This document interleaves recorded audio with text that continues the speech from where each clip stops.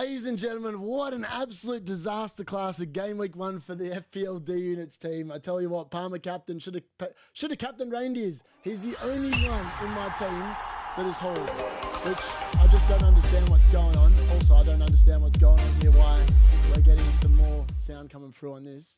I'm just going to quickly check. Ladies and gentlemen, what an absolute disaster class of game week 1 for the FPL D-Units team. I tell you what, Palmer captain should have captained Reindeers. He's the only one in my team that is whole, which I just don't understand what's going on. All right, I fixed the problem. I don't know what was going on there. My reaction, I'm actually live, like watching my own stream, so I can actually read the chat, and I don't know what happened. I was on mute and it was just coming through, so I apologize for that horrible start. It sums up how bad it's been so far, but look, let's get into it. We're watching Man United versus Arsenal. The Man United shirt's on. I've got the shots ready for every goal. Hopefully there's goals, because I tell you what, I just sat through Chelsea and Crystal Palace, and that was boring as buggery. And then I watched Nottingham Forest throw away with a double clean sheet. Collins get me 0 points. No DC points. Who the hell said DC was good? Oh, I'm an idiot. Should have gone with LaCroix instead of Collins. Plays for a better team. Cost the same amount. Shoulda, coulda, woulda. Here we are. Bring your regrets from game week 1 so far, because I will answer them in the chat while we watch the Man United versus Arsenal game. And let's get into the stream. And look, I've updated the ticker to show you all the goals that are on there and the results from previously today. So it's been 3-1 for Forest over Brentford. Forest given away a penalty. And honestly, Chelsea probably can consider themselves lucky that VAR intervened. Eze scored an unbelievably good free kick. And look, let's be honest, if you're an Eze owner, I actually feel sorry for you. The game is gone. The game is gone if they're taking that out for an offside thing. And look, I'm going to be brutally honest. You're going to see this from a United standpoint today in terms of what we're watching, because I don't know what Amarin's doing. I'm not even going to lie to you. I do not know what Amarin is doing with this lineup that he's selected. Šeško's meant to be fit and he's not starting. I don't understand it at all. I'm going to get into the chat very quickly. I'm just setting up the stream so I can actually see the game and provide you with the insight. But this is probably going to be better than Mark Goldbridge live, because look, let's be honest. When you're sitting on 32 points and you've had 9 players play and your captain's played, you're on track for an unbelievable. I'm actually going to start. It's going to be weird. I've never started FPL with a week like this in my entire existence. I think I've always started and had a game week where I've finished like top 200k after game week 1. I'm going to be like 7 mil. This is going to be brilliant. It's going to be like a new low. And like I sit there and I keep thinking the missus has got Haaland as captain and is going to smoke me in game week 1. I've already looked at her scores. And she's got Kukurea. She's actually got a defender that's returned. I've had none. None of my defenders have returned. 2 for Sells, 2 for Milinkovic, 0 for Collins. What a stupid pick that was in hindsight. And 1 for Juve. But then I look at the bench, and the bench hasn't even gotten me any points. So like it's like every pick I've picked that look good on paper, other than Gakpo and Reindeers, has just been an absolute flop game week 1. I'm going to press wildcard for game week 2. No, I'm not. Look, sometimes you get weeks like this. Game week 1, as I said, it does throw up some weird results, definitely weird results based on what I'd predicted. I put money on a draw. It's really funny. So I put money on Chelsea to win over 3 goals, right? And I've matched it up with a draw and no goals in Brentford versus Forest. Ironically, I got the 2 ties completely wrong. I should have put the money on a draw with the other game, no goals, and over 3 goals in the other game. Who would have predicted that, honestly? Football. I love it. I hate it. It's brilliant, and it's just annoying all in one, really. It's annoying all in one. But look, we are live with the Man United watch-along. This is going to be epic. Yeah, let's be honest. I don't know what we're going to get tonight. Amarin Ball, look, I'm going to be honest. We're going to dive into the lineup really quickly. If there are Man United fans in the chat, let yourselves be known. What do you think of this lineup? Because this lineup, I don't know what he's thinking. I'm not going to sit there and say that I'm Amarin out. I'm definitely not Amarin out. But what are you doing? I watched Mason Mount up front versus Fiorentina last week, and we're doing the same thing again today against Arsenal. I actually think we're not going to score a goal. We're going to be relying on a miraculous penalty and Bruno. The card's obviously Captain Bruno, by the way, so the card is sitting there, all eggs in on the Bruno basket. And now I'm going to go to the chat. Now I've got that off my test. We're going to quickly go through the lineup. So Arsenal lineup, almost as predicted. Raya in goal, Ben White at right back, which is interesting. I thought Timber might start there. Saliba, Gabriel in the centre-backs. Calafori at left-back, which I thought Lewis Skelly might get in. It's Odegaard, Zubimendi and Rice in midfield. It's Saka, Martinelli, and Gyökeres start straight up front. For Man United, it's it's not an honor in goal. The clown, thankfully, isn't there. So use the clown emoji in the chat if you are a member. Please get that in because there's no clown. There'll be no clowning around. Well, there could be clowning. Bindy is probably just as bad as Anana, truth be told. But we have Euro. I actually predicted the back three perfectly. So it's Euro at right centre-back, De Ligt at the centre-back position, and it's Luke Shaw in at left centre-back, which I thought might happen. Then we've got Dorgu, who I did say is a lock at left wing-back because no one else can play there. Unfortunately, Dalot has started instead of Ahmad, which is the first mistake Amarin's made with this lineup, and probably the only one, to be honest, because we saw when Dalot started, well, it's two mistakes, actually, really. So we saw during preseason that when Dalot started instead of either Ahmad or Dorgu, that the high press that he's trying to implement completely fell away. So for that reason, I do not understand why he's gone that way, but he has, and here we are. We're going to have to deal with it. I'm expecting it to be an absolute crap show, and Ahmad will be on very early in the second half because Dalot is just rubbish in that role, and I think we're going to play defensively. Casemiro starting in the centre of midfield with Bruno Fernandes, and then it's Brian and Bumo and Cunha in front of them, and it looks like it's Mason Mount starting as a false nine, but it could be Cunha. We'll have to wait and see how they line up when the game gets going, and let's get into the chat. As if you're streaming again. Yeah, I know. Good afternoon, folks. Here's the Troll Palmer pick working out for you. Nah, it's not worked out well. I'm actually thinking about ditching Palmer for Anderson. Honestly, I've actually thought about it. Then I can get Haaland in for Watkins. That almost feels like a smart play at this point. Early knee-jerk reactions for game week 1 right there. Hello, Aussie. How are you? Screaming for vengeance. Better than picking Bowen at captain. I mean, Palmer, the card was right. Palmer captain over Bowen was the correct call. Palmer got me 1 extra point. So I suppose you got to take the small wins. And in reality, Palmer captain versus Salah, there was 5 points in it, which is still a significant amount of points, really. Guys, if you are watching, please, if you can do me a favor, just share it on X, wherever you're watching. If you are enjoying this and you are enjoying the content, please share it as much as possible. That's the thing I ask of. Also, smash a like on the stream as well and just get involved in the chat. I am going to be reacting to everything that you guys are saying there. So bring all your opinions. I'm here for it. It's going to be exciting. A weird team selection. Castro, I know. I'm very worried as well. I'm ready for the hate watch. Just let Bruno and Saka score. I'm honestly hoping for a Saka and Bruno. I want this to be high scoring and Saka and Bruno to be really involved. I need it to save the game week. Let's be honest. The United shirt on, banging tunes, D-Unit, yep. I'm on 39 points. I need Bruno and Saka to perform. I know, I'm 32, mate. I feel your pain. Thoughts on Haaland and Reindeers in Watkins and Palmer out? I don't mind it. Don't mind it all Newcastle. Mate, how shocking has this week? I know. Sometimes you just get this day. I had a week last week where I got 30-odd, which was the worst week of the season. And on paper, I shouldn't have got 30-odd. But sometimes that's football. I'm not going to sit there and say the dud picks or whatever. I think any pick, if you can reason why it's a good pick, it's a good pick. If it's not, it's not. Yeah. On 68 points, this is my first year playing FPL. Mate, that is fantastic. Joao, Enrique, fantastic start.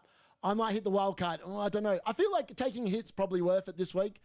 That Brentford pen was so dodgy, I know. This is typical VAR. They rule out the Eze goal. They give a penalty like that. The game's gone. Someone obviously had Sanchez in goal and didn't have Sells and wanted the extra points, I reckon, in the VAR room. Wouldn't surprise me. Man United and Arsenal is now officially underway. 3-0 Arsenal incoming. As long as Saka scores a hat-trick, I'll take it because he's very low-owned in comparison to other players I own. I can also see streams going to get 18 real soon, yep. Dodgy VAR, Rob Palace, yep. It's still a good team, Darius. Thank you very much. Even red card, Konza is better. I know. This is just ridiculous. Have faith in your picks, exactly. If that Brentford pen didn't happen, it would look so different. I know I was on 40 points and I was quite happy with that at the moment. I would have come into this game and hoped for a couple of returns and been quite happy with that. It's a scared lineup. It is a very scared lineup, I would agree.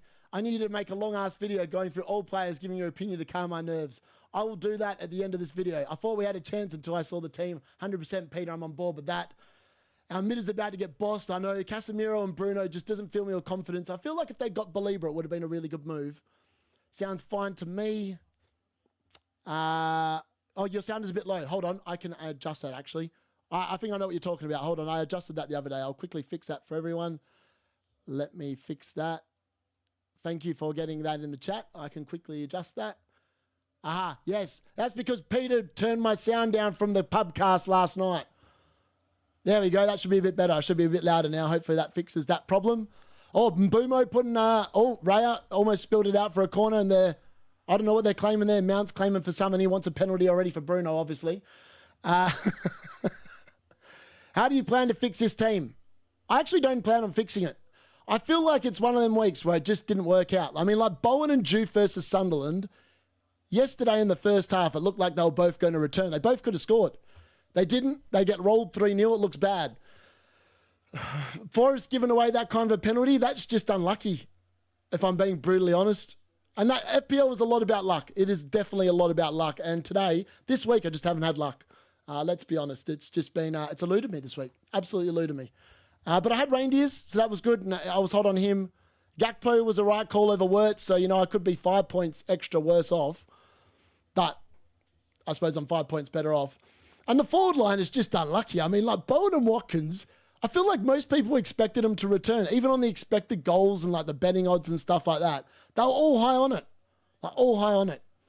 Marmouche Frimpong killed me. Yeah, I know. It's brilliant. 0-0 all over it. Yeah, it could be. We're not going to press high. I know. We're going to sit back and try and get them on the counter. I don't know how that's going to work. I'm just going to roll my transfer and hope for the best. I'm on paper. My team's not. I know. I've got 0.5 in the bank and I don't really know what I want to do. How big of a hit would you consider? To be honest with you, the way that this week's gone, I'd probably take a -8 to fix the team if it really meant I could fix it. I mean, like I might actually legitimately just do like Collins to Lacroix. I feel like Chelsea probably go to Brentford and win next week based on what we saw tonight. 61 was Saka, Bruno, Dorgo to go. Got a lot in this game. That is a really good score, game week 1. Fantastic. You're going to have a really good rank after this week. My prediction is 3-2 United. That is what I predicted as well before that, so I'm hoping that's the case. We're going to need some Bruno magic and some hero balls from him, 100%. My prediction is 3-2. It's just one of those weeks instead. Yeah, sounds better now. Thank you very much, Peter. Salah, 90 plus 4 minute. I know how jammy was that. I mean, if that had not happened, my game week would look a lot better because Palmer would have matched the Salah captaincy, and the Salah captaincy was like 58% of everyone played Salah captain. So it almost could have worked out so much better than it did. It's just one of those things. Occasionally it goes like that. Sometimes it goes, sometimes it doesn't.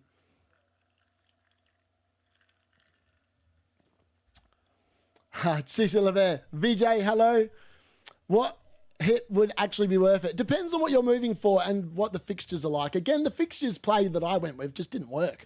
Just unfortunate. Sometimes it goes that way. Sometimes the fixtures just don't align. It's like last season when Brighton played Leicester and Bart Verbruggen conceded twice. I mean, like, on paper, they weren't going to score.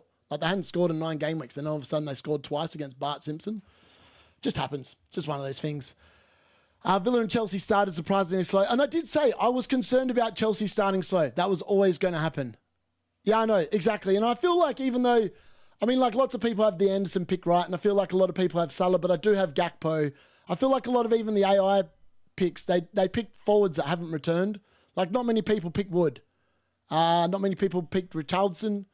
So it is what it is. I'm not too concerned. It could have been a lot better. It could have been a lot worse as well. I'm just going to quickly share this, so bear with me a second while I share this. So yeah, again, if you could just help me out, like the stream, get involved in the comments, and yeah, share it. Share it on X, share it on your socials. That'd be much appreciated. I would definitely appreciate that. All right. I am not ignoring everyone. I'm just quickly trying to write a post for this. while doing a million things at once.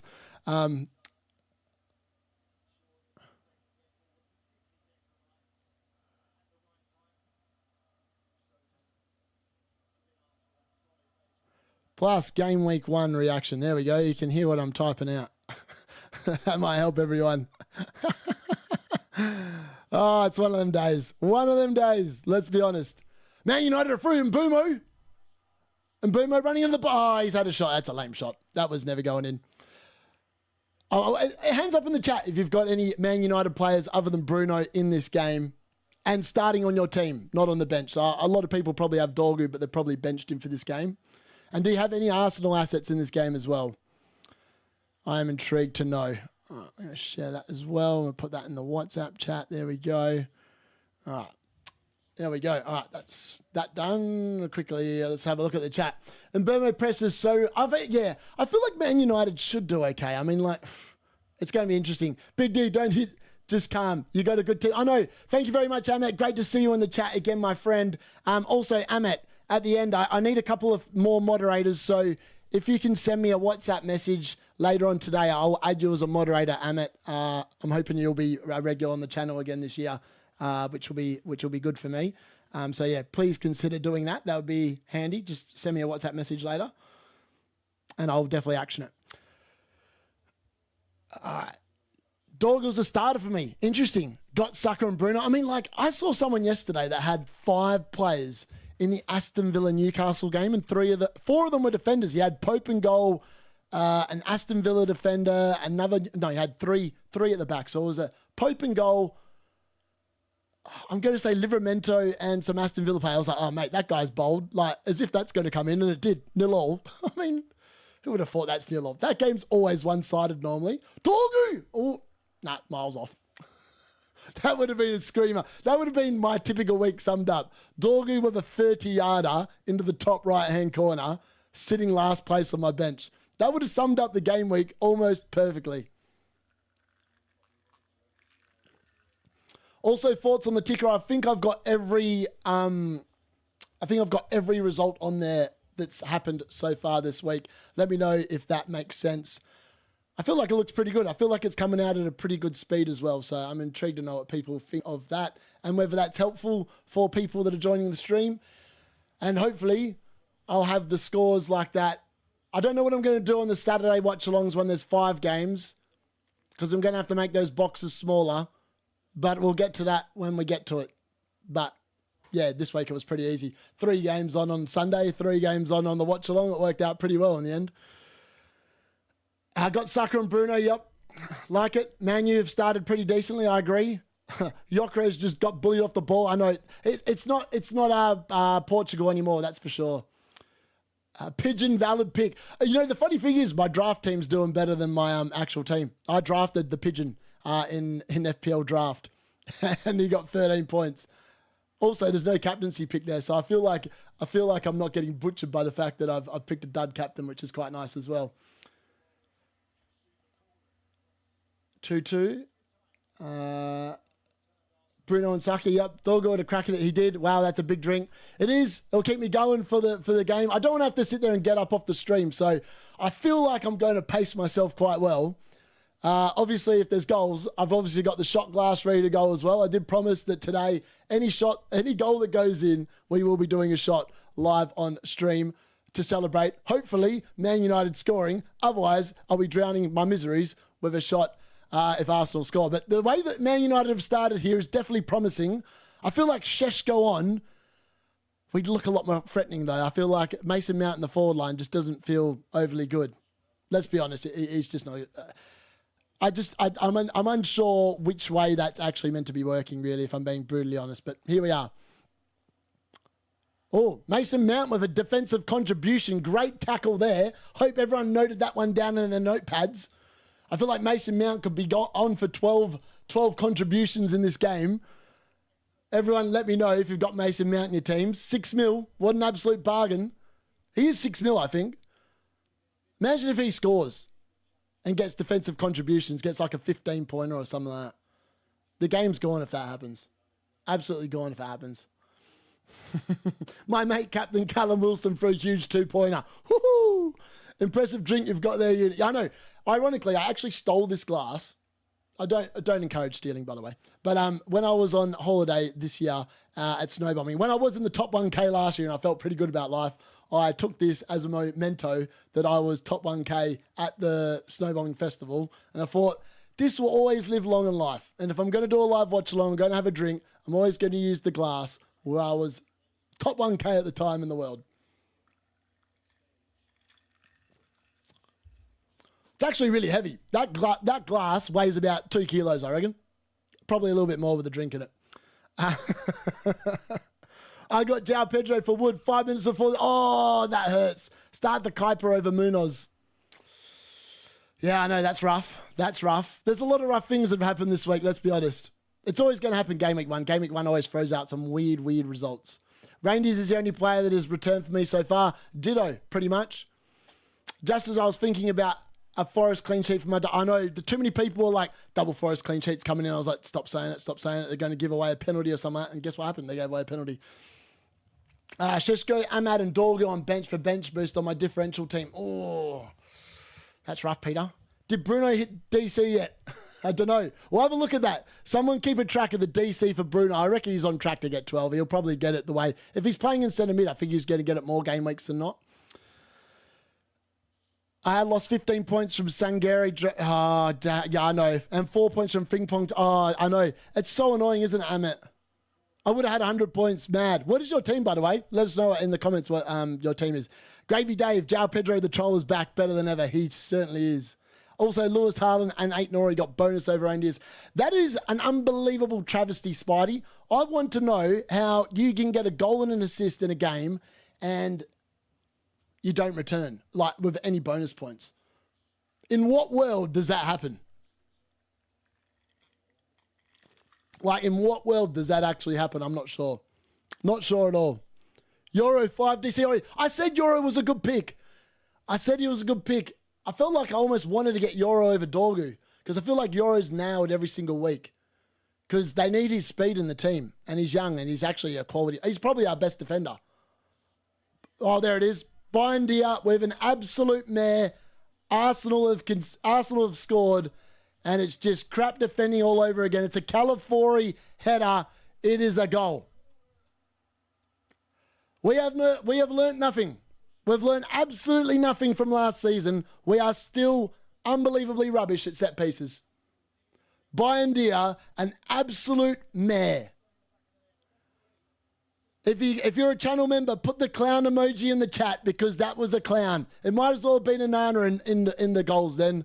That was unbelievably bad. He literally almost palmed it into his own net. That is, oh, mate, we need to sign a keeper. What on earth is that? That is unbelievably bad. That's unbelievably bad, honestly. That is disgraceful. There is no way that's just crap goalkeeping. That's unbelievably crap goalkeeping. Absolute rubbish. What an absolute pile of bollocks. Yeah, Murillo was really bad for DC today. 100%. 100%. What a clown and goal. This is typical Man United. Cannot defend set pieces. That over the whole summer, what has Amarin been doing? Now the system looks absolutely stupid. We're already 1-0 down, 14 minutes in. Literally just gave away a corner and can't defend him. He probably needs to sack his set piece coach because they couldn't get it right last year. They can't get it right again this year. I just don't get it. Honestly, don't get it. I wonder what Mark Goldbridge said about that. Honestly, I really want to know what he said. Our goalkeeping situation, we had a time where we had De Gea. Who was that guy? Romero and goal? No. What was his name? Sergio, or whatever his name was. The Argentinian bloke that was what do you call it? The Argentinian keeper that was like the number 2. And then we had like all these other blokes that couldn't get in with like third keepers or whatever. Now we've got a clown and another clown in goal. I don't understand. Why Tom Heaton should have started this game in goal until they sign a keeper. Like, he's probably the best keeper we've got. That was just...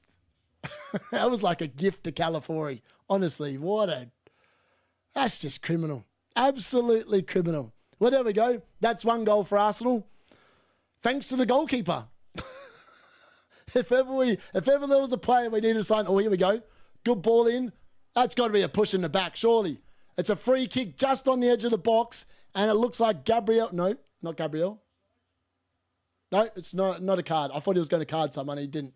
It looked like he was going for his card. He's not. It's right on the edge of the box. Bruno, I need a miracle here, mate. I need a goal. Just get me a goal. This is Bruno range, to be fair. I feel like it'll be interesting to see who takes it. It's definitely in the back. I mean, Bruno's won the free kick. So if someone else takes it, he will get the assist. So let's hope that we can get something out of this. Check our league and maybe 7th place. That's so good, Amit. What a good start, mate. Note that Bruno recovery. Let's go. GKO already. I know. Watch the game. Might as well be in goal. Yeah, they might as well sign me up to be in goal. I'd do a better job. And we did it. Yeah, 100%. Saka will get assist. No, Saka did not take the corner. I feel like it was a Declan Rice corner. I could be wrong. Declan Rice corner. Who was that keeper? Bayendier. He's from Turkey. He's no good. How'd United find another Onana? Yeah, I know. The number 2 is exactly like Onana. They train together. They do the same stupid clown mistakes. I don't think Saka took it. Yeah, it was definitely... No, I thought it was Rice. Was it not Rice? I swear that was Rice. Bruno territory. Bruno is lining it up. And Bumo is also over it, though. And Bruno's hit it into the wall. I mean, sure, he's a 9-year-old lad in the academy that can do about 100%. If Bruno scores, does he get 8 points? Well, you'd think so. He's probably going to get bonus if he scores, so... I feel like those ones there are almost, I don't know, Bruno Fernandes is a bit like Ronaldo, really. I don't really see him score too many free kicks directly. I feel like he'd be better off like leaving it for like a Cunha. I'm surprised Cunha's not on the free kicks, to be honest, because I feel like he's pretty good. Mason Mount, what are you doing, mate? It's so annoying. Arsenal, like, weren't oh, mate, delete. Luke Shaw, probably, that's a card, mate. That's a bad tackle. He's just completely hacked down, I think, Odegaard. I mean, Casemiro went for the tackle. Oh, that's definitely a yellow. Luke Shaw has got away with a really bad foul there. That should have been yellow. Goal, what a strike from Bruno. The chat trying to bait. I love it. No goal. I trust you. If there's a goal, you'll see goal flash up on the screen. I am watching the game live. I love that. Nice on the left corner. Saka on the right. Yeah, I know. It's kind of annoying. Saka, I feel like... So Rice's deliveries are mint. Like, let's be honest. Arsenal's set pieces are class. But that was just crap goalkeeping. Honestly, it just comes down to the positions United actually needed to sign. Centre midfield and a goalkeeper. They haven't signed either. And the net result is we're 14 minutes into the season and our goalkeeper literally gifts a goal to Arsenal, who are really good defensively. All of a sudden, you're really up against it straight from the off. Like, it's just... Oh, my God, I thought he'd almost spilled another one. What? This dude, what an absolute clown. What a clown. Oh, I can't stand it.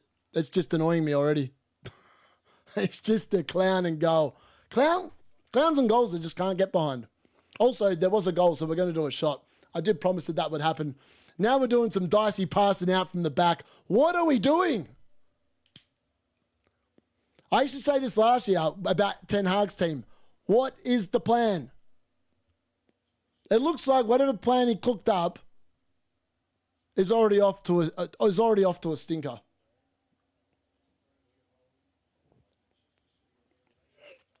All right, we got some Frangelico shots. It's quite nice. Hazelnut liqueur. It's quite good.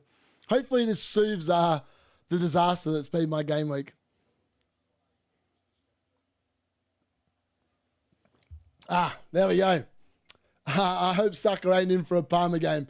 Honestly, I can't afford another Parma game, man. I need my players to do something.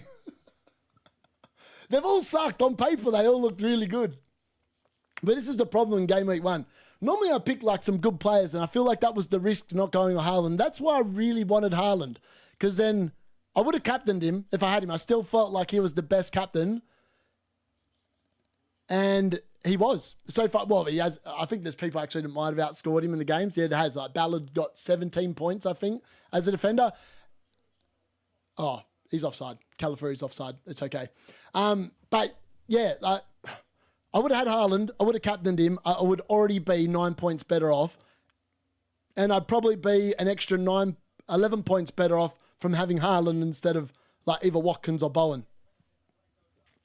So it just goes to show maybe paying up for one of the premiums is the way to go. Maybe I was a bit risky. I mean, you've got to give it a couple of weeks, I think. Like, honestly, I think I've got to give it a couple of weeks, see how it plays out, because I did pick the team. And for the first 6 weeks on paper, the team actually looks pretty good with the fixtures and stuff.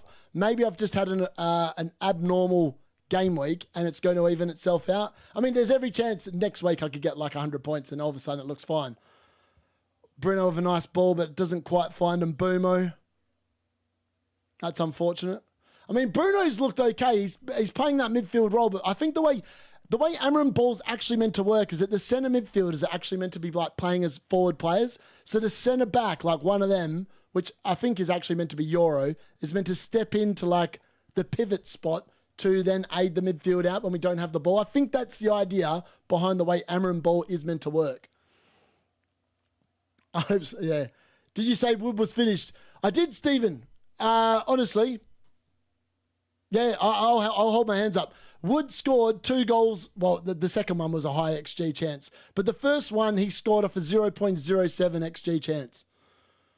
Like, it shouldn't have happened. But it did. And that's what football's about. You can sit there, you can get mad about it, or you can just enjoy it for what it is, really.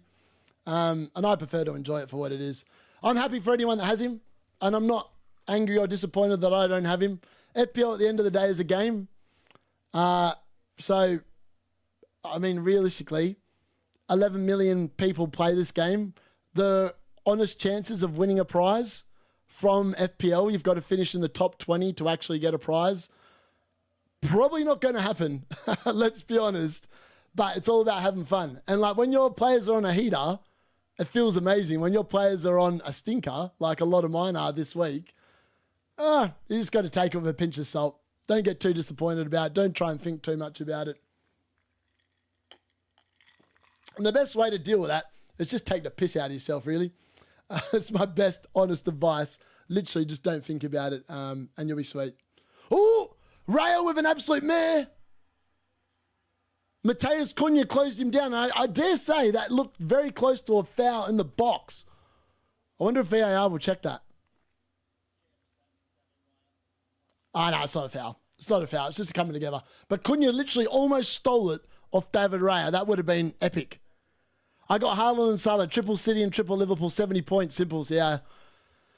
I mean, the fixtures were good for them this week, let's be honest. Next week for Liverpool, I mean, Newcastle looked a lot better than they'd looked in pre-season, which was interesting because I thought they'd looked rubbish in pre-season. And then they rolled up yesterday and looked one of the most defensively sound teams I've seen or in any game this season. Like, they limited Villa so much. I don't know if it was like Villa were just poor or Newcastle were just really good defensively. It was one or the other. It was really hard to gauge which one it actually was. But yeah. I mean, yeah, I actually feel like Newcastle, I might have got them wrong. Might have got them wrong. I thought they were going to be in for a mare. I feel like they're still going to struggle to score goals, but I feel like they're actually okay.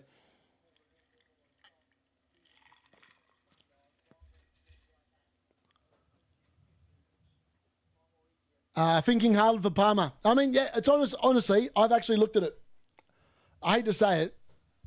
I could actually go Palmer. I could go Palmer down to a 6 mil midfielder, and I could go Watkins up to Haaland, and all of a sudden, and Bumo does his normal thing, and he's won a corner. And Bumo's actually looked pretty good for United here. He looks like the Brentford and Bumo. He's managed to find space in the transition really quickly. And Bruno's just found him a bunch of times. Like Bruno with...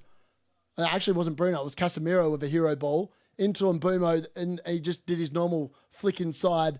And he's won a corner. And I think Gabriel probably got the block. Well, the block that's gone out. I wonder if that counts as a block. A block that deflects out for a corner. I don't know. I don't know how they work out the DC points, to be honest with you. There's some that I just don't think make any sense. Mate, how shocking has this been? I know. It's just been bad, isn't it?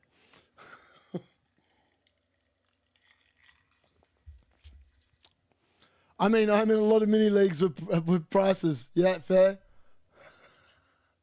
Fair. There we go. I've got the chat now a bit more updated. I think I'm actually in line with the chat now, which is good.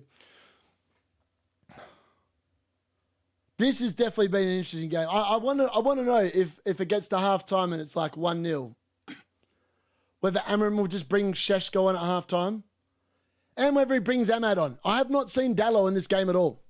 Like, what's Dallo been doing? I haven't seen him on the ball. I haven't really seen him defending. It doesn't feel like Arsenal's play is even going down the left-hand side of the game. And Ahmad's such a creative player. I feel like they need him on the field. I don't understand why he's not on there. Saka with a great ball out to Martinelli. Martinelli with a weak shot. Bindier can collect that one pretty easily.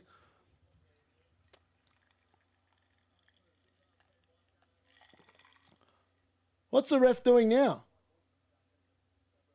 All right, the ref's stopped the game for something. What's he stopped the game for here?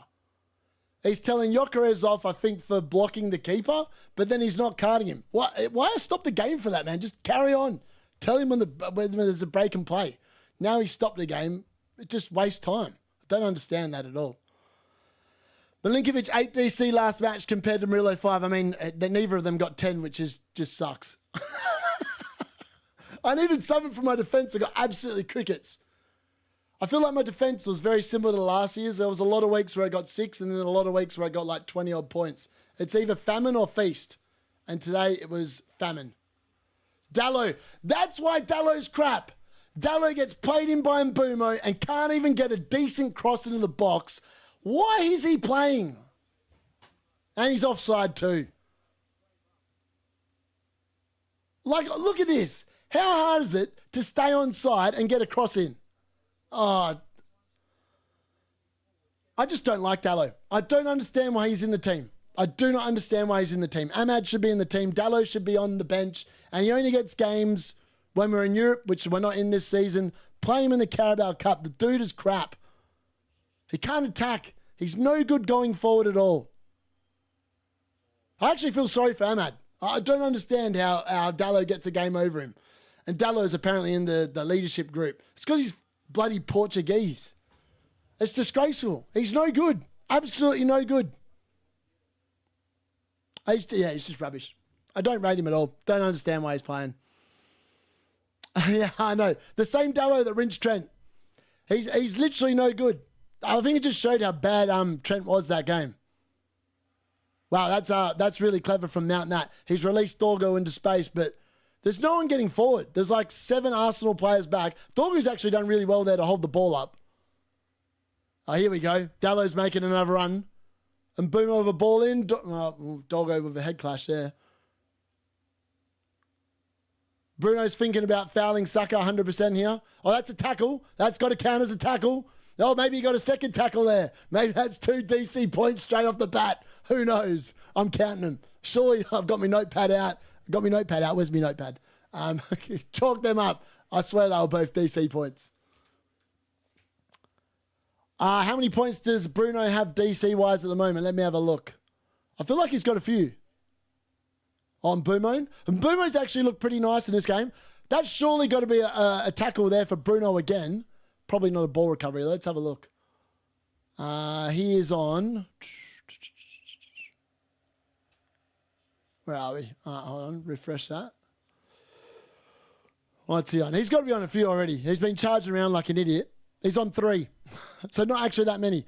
Euro's on 5. Saliba's actually on 5 as well, which is interesting because I didn't think he would be getting them. But I think that shows the way that Man United have actually started this game. They've started okay, is the honest answer. So there we go. Maybe that's got something to do with it. We need Sheshko and Ahmad on now. I know. Like, you're watching this game and you're like, going, we just need more people on the field that know how to score goals. Dorgu running. Dorgu! Oh, Dorgu's hit the post. He's hit the post. He's hit the outside of the post. That was almost 1-1. Whoa. Okay, I'm feeling better about the Dorgu pick now. But I would be gutted if he scored and he's sitting last man on my bench after the week I've had. That was a good hit. It had Rail well beaten. Rail was well beaten there. Martinelli is Arsenal's Garnacho, 100%. Milinkovic HTC Live, yeah, Middle 5. Have you slept in the last 3 days? Yes, I've definitely slept. Not much, but I've slept. I hope you guys have been enjoying the content as well. We'll get into the regular game week stuff this week. It'll still be informative with my obviously my own opinions and stuff in there. So hopefully you guys keep enjoying it. Also, when you do watch it, if you could just share it to whatever, that's all I ask. That would be nice. And obviously leave a like and a comment. That'd be appreciated as well. I just sit there. Dallo's had the ball like 5 or 6 times and he's done nothing with it. Absolutely nothing. I feel like if that had been Ahmad, we would have either had a cross into the box or a dribble into the box, force Arsenal to do something. Everyone just sits there and looks at Dallo and goes, yeah, you can have the ball, mate. You're going to do nothing with it. Dallo's just crap going forward. It's so infuriating to watch. It's like when you're playing Sunday League and like you've got that guy on your team you don't really want to pass it to because you're like, am I going to get the ball back because you're going to lose it? He's probably going to do nothing with it. He'll probably run into the corner and just do absolutely squat all with it. That's what it's like watching Dallo on the field. That's honestly what it feels like. Honestly. Yeah, I know. Bruno playing too deep for my liking. I don't see many open play goals in him. I feel like that will change when we play against other teams. I feel like Bruno in that position against weaker teams, he's 100% going to return. Like against Burnley in game week 3. Oh, Arsenal away here. We've been caught out defensively again. Gyökeres has crossed it. Martinelli's gone for an overhead kick and absolutely made it. And Dallo with the ball recovery, so he's probably going to get one for the DC contribution points there. Cunha with a good run. Cunha with a great run. Cunha's in. Oh, it's no good. The shot's no good. Oh, he probably ran out of gas, but that was he just bamboozled 3 Arsenal defenders and got straight in. But you could tell he was running out of gas, and it was a pretty limp shot, to be fair. But that was exciting, to be fair. Would have been Bruno assist, yeah, exactly. Dorgu, Mount 2 DC already. Yeah, so close. No, Bruno 4 DC. Oh, man, I thought he scored. I know. I was excited. I was literally excited. I thought that was in as well. I was like, no, it's not. Bruno in this deep role might benefit United a lot. His through balls are great, 100%. I feel like Bruno should get a lot more assists this year.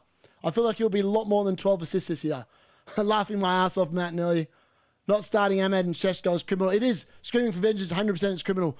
I feel like we are likely to see a very early sub in the second half.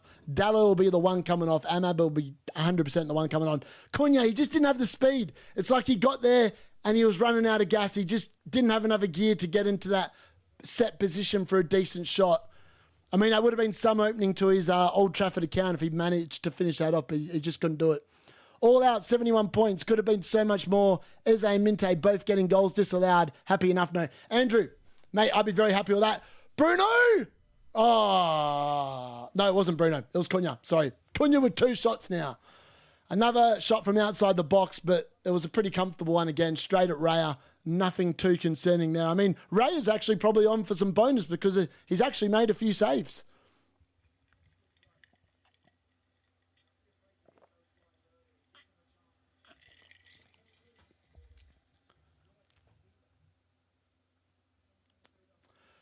Ironically, United defensively, like Arsenal, like of all the chances that have been created, it's actually been Man United creating the chances. I don't know what the statistics are for this game. I'm going to quickly pull them up and have a look. But I'm telling you, Arsenal have not had many chances. Let me have a look here. I'm going to have a quick look at what the actual stats are. But I'm telling you, Arsenal have not created much. Let's have a look at the stats because I'm telling you, it's been... I feel like United have bossed most of the attacking play. Where's the stats at? Okay, why can't I say... Oh, here we go, stats. Yeah, so it's 6 shots for United to Arsenal's 2. The XG, though, is actually favouring Arsenal because of that mare of Bindia. So 0.65 expected goals for Arsenal, only 0.36 for United. We've had more corners, 2 corners to Arsenal's 1. Shots on target, we've had 3 to Arsenal's 2. Big chances, none for us, but 1 for Arsenal. So I suppose they're probably edging it just on the chances alone. But it's not like it's been a one-sided game. It's just we just lack goals. We've lacked goals for like years. And it just seems to be the case again. It's mad. What are your thoughts on Bowen? I also have him, but West Ham... I know, ironically... The stats say that Burnley actually conceded only 0.21 expected goals, conceded more than West Ham yesterday. This is a really interesting stat. I'm going to pull this up now because I felt like West Ham dominated the first half. It just didn't work out that way. I'm just going to pull up the stats now so I'm not lying. Let's have a look here. Where is it? Stats. So expected goals... for Sunderland when they scored 3 was 0.68. They scored 3 goals off 0.68. West Ham had 0.56. Like, Sunderland, the 2 headers they scored were unbelievably good. Like, really low XG chances. West Ham dominated the game. They had 62% possession and they lost 3-0. It was a weird game. It was like the first goal just changed that game completely. And then if we have a look at the Burnley-Tottenham game, just going to pull that one up as well. So in comparison, Burnley only conceded 0.94. Oh, sorry. Actually, I lie. Burnley conceded 2.32 expected goals conceded. Tottenham created 2.32 XG. I feel like West Ham just got super unlucky. Like all the shots just went in, and the ones that they had just didn't. So I don't know if we're knee-jerking too much on the West Ham thing. I feel like they're a wait and see. They've got Chelsea next, and Chelsea definitely looked off the pace today. Like they looked off the pace. I know they look pretty good in the pre-season friendlies, but pre-season to real-world football is significantly different. And we've seen that in the results this game week. Like Nottingham Forest scored 1 goal in pre-season, and then they score 3 today. Like it's nothing. Like who would have predicted that? I definitely didn't predict that. I thought they'd go goalless again. So yeah, there you go. Sometimes you can read too much into pre-season form. I've definitely read too much into pre-season form this season. Probably yet again, but it is what it is.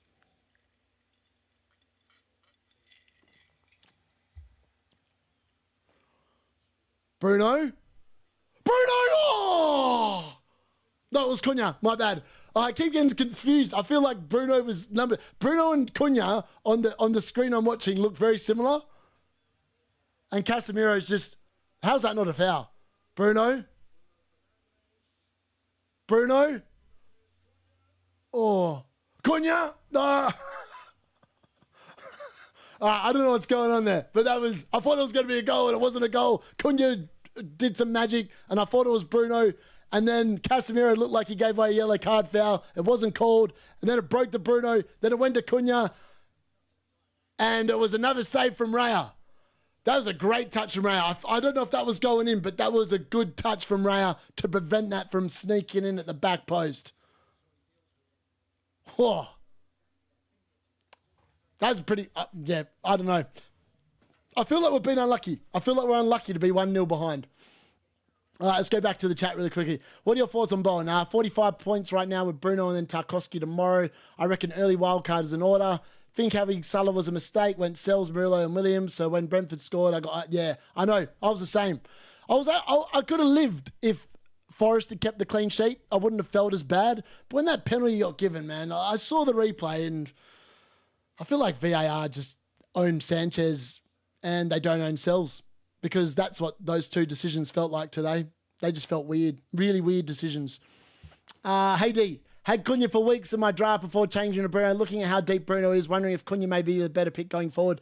Potentially, I feel like it's going to be interesting. I just feel Bruno's got a lot more avenues to points. I'm going to check his DC points in a second and we'll go from there. But I feel like he's got a lot more chances to do stuff from there. And Bumo's definitely looked pretty decent, to be fair, early doors, but he's just given away a foul there. That's pretty easy. Newcastle signed Jacob Ramsey from Villa. I know. I don't understand the Jacob Ramsey signing from Villa. I feel like they could have bought someone better than that. I don't really... I know he does half-decent games for Villa, but, again, where's he going to play? You've got Elanga and Jacob Murphy on the right side. You've got probably Gordon and Barnes on the left. They really need a forward. They need a forward. I don't know what Newcastle are doing. Sometimes the squad building in these teams makes no sense to me, but they obviously have a plan that I just can't read. Højlund not even on the bench. He's definitely leaving, man. Højlund's definitely not going to be United by the deadline. If he is, I'll be absolutely gobsmacked. They're literally sending a message, nick off and piss off. We don't want you. If he's not getting the message, he probably needs to watch his stream back. I mean, they did dominate, but even the first half, Bowen had 1 or 2 half chances. Exactly, Bolbib. Exactly. Jif was brought in to create, not to defend for us FPL players. Exactly. And look, he looked pretty good going forward. I'm not going to lie. He probably should have scored, to be fair. It could have been a little bit better. What shots, man? They didn't have a real chance in tie game. Yeah, fair. Saka kind of invisible so far. Yeah. I mean, Arsenal haven't done much offensively at all, except Buendia giving away that goal. Literally, that's all this game has been. That's all this game has been is Buendia The clown. Well, we've just got clowns in clown shoes and goals. That's the problem with Manchester United. Until they fix that problem, we're going to keep conceding stupid goals like that. And then because we don't score enough goals, it's like impossible for us to do well. If you've got a goalkeeper giving away a freebie every game, that means you've got to score 2 goals at least to win the game. We struggle to score 1 goal. And we saw that last season. Ironically, I think the defence has actually played pretty well, and yet we're still 1-0 down. And we're 1-0 down because our goalkeeper can't goalkeep. That's why there's a yellow card coming out here for... Is it Calafuri? Yeah, Calafuri's just been booked for pulling down and Mbumo. Well, yeah, that's a clear yellow. He's literally just pulled his shirt down. Dallo and Shaw for Ahmad and Sheshko at halftime when you win this. Yeah, you could be right. Not sure I meant Mount. Yeah. Man United is trying hard. They are trying hard. Bless them. They're just not doing very well. We just don't create enough. That's the problem. We just don't create enough. We just don't have the clinicalness. And we should do. We've got players that were really good in the Premier League last year. I just feel like we need a focal point. We need a focal point up front. I feel like Sheshko has to come on at halftime. Dorgu's actually done pretty well on the left.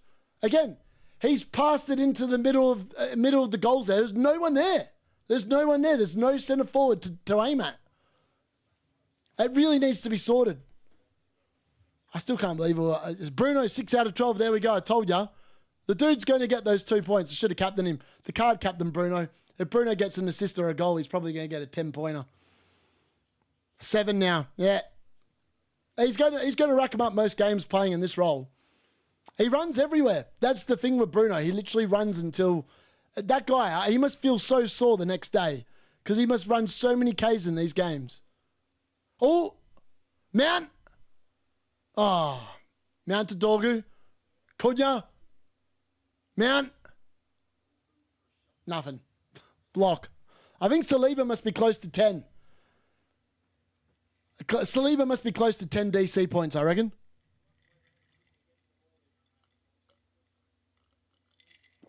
He must be close to 10. 100%.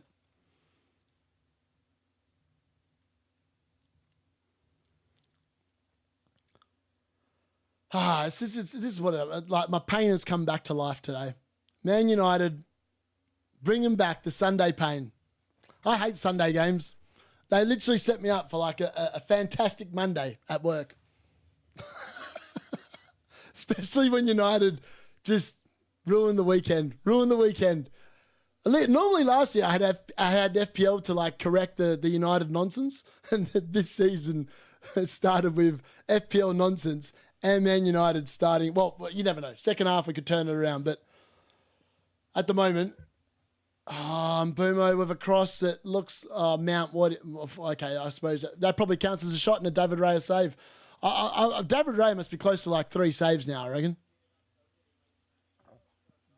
Let's have a look. Let's go back to, yeah, here we go. Refresh that. All right, I'm going to have to update that in a second. Where are we? Yeah, David Raya's already made 4 saves. He's second on the bonus point system. Yeah, Bruno, 7 defensive contributions. Ironically, Odegaard's got 8 DC contributions so far. 8 DC points for Odegaard. That's interesting. I wouldn't have thought that he would have 8 DCs. It's not Rice. It's not Zubimendi. It's bloody Odegaard. What do you mean? That's such a stupid point system, honestly. They would have been better off like adding 2 extra points for like differentials. That actually would have made the game fun. It would have forced people to pick low-owned players. Instead, here we are picking high-owned players. All right, here we go. Arsenal finally found a route through. Gyökeres with the ball. He's put the ball in. It's a horrible cross.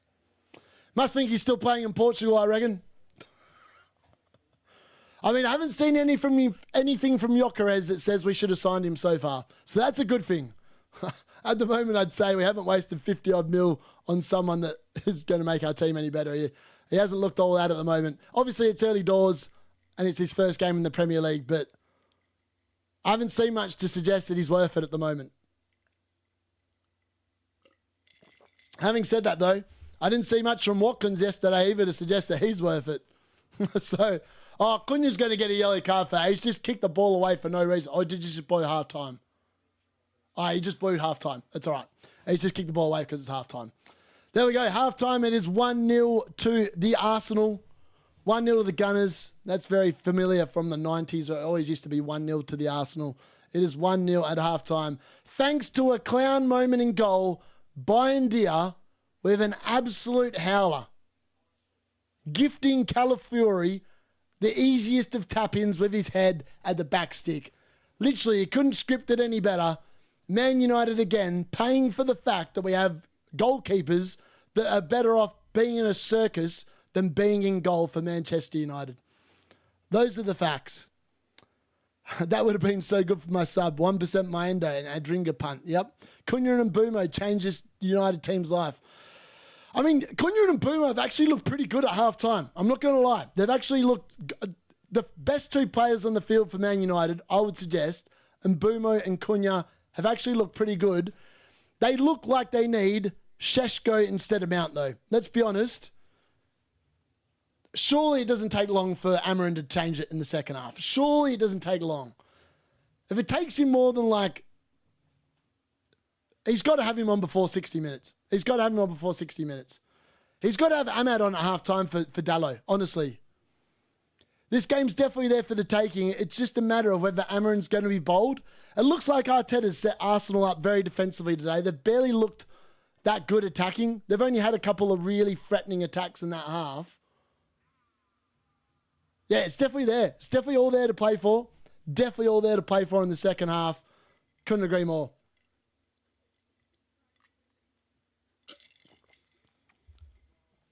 This drink's actually quite nice. I also forgot to bring the Coke in here, so that's bottle Coke, by the way, in case anyone's wondering.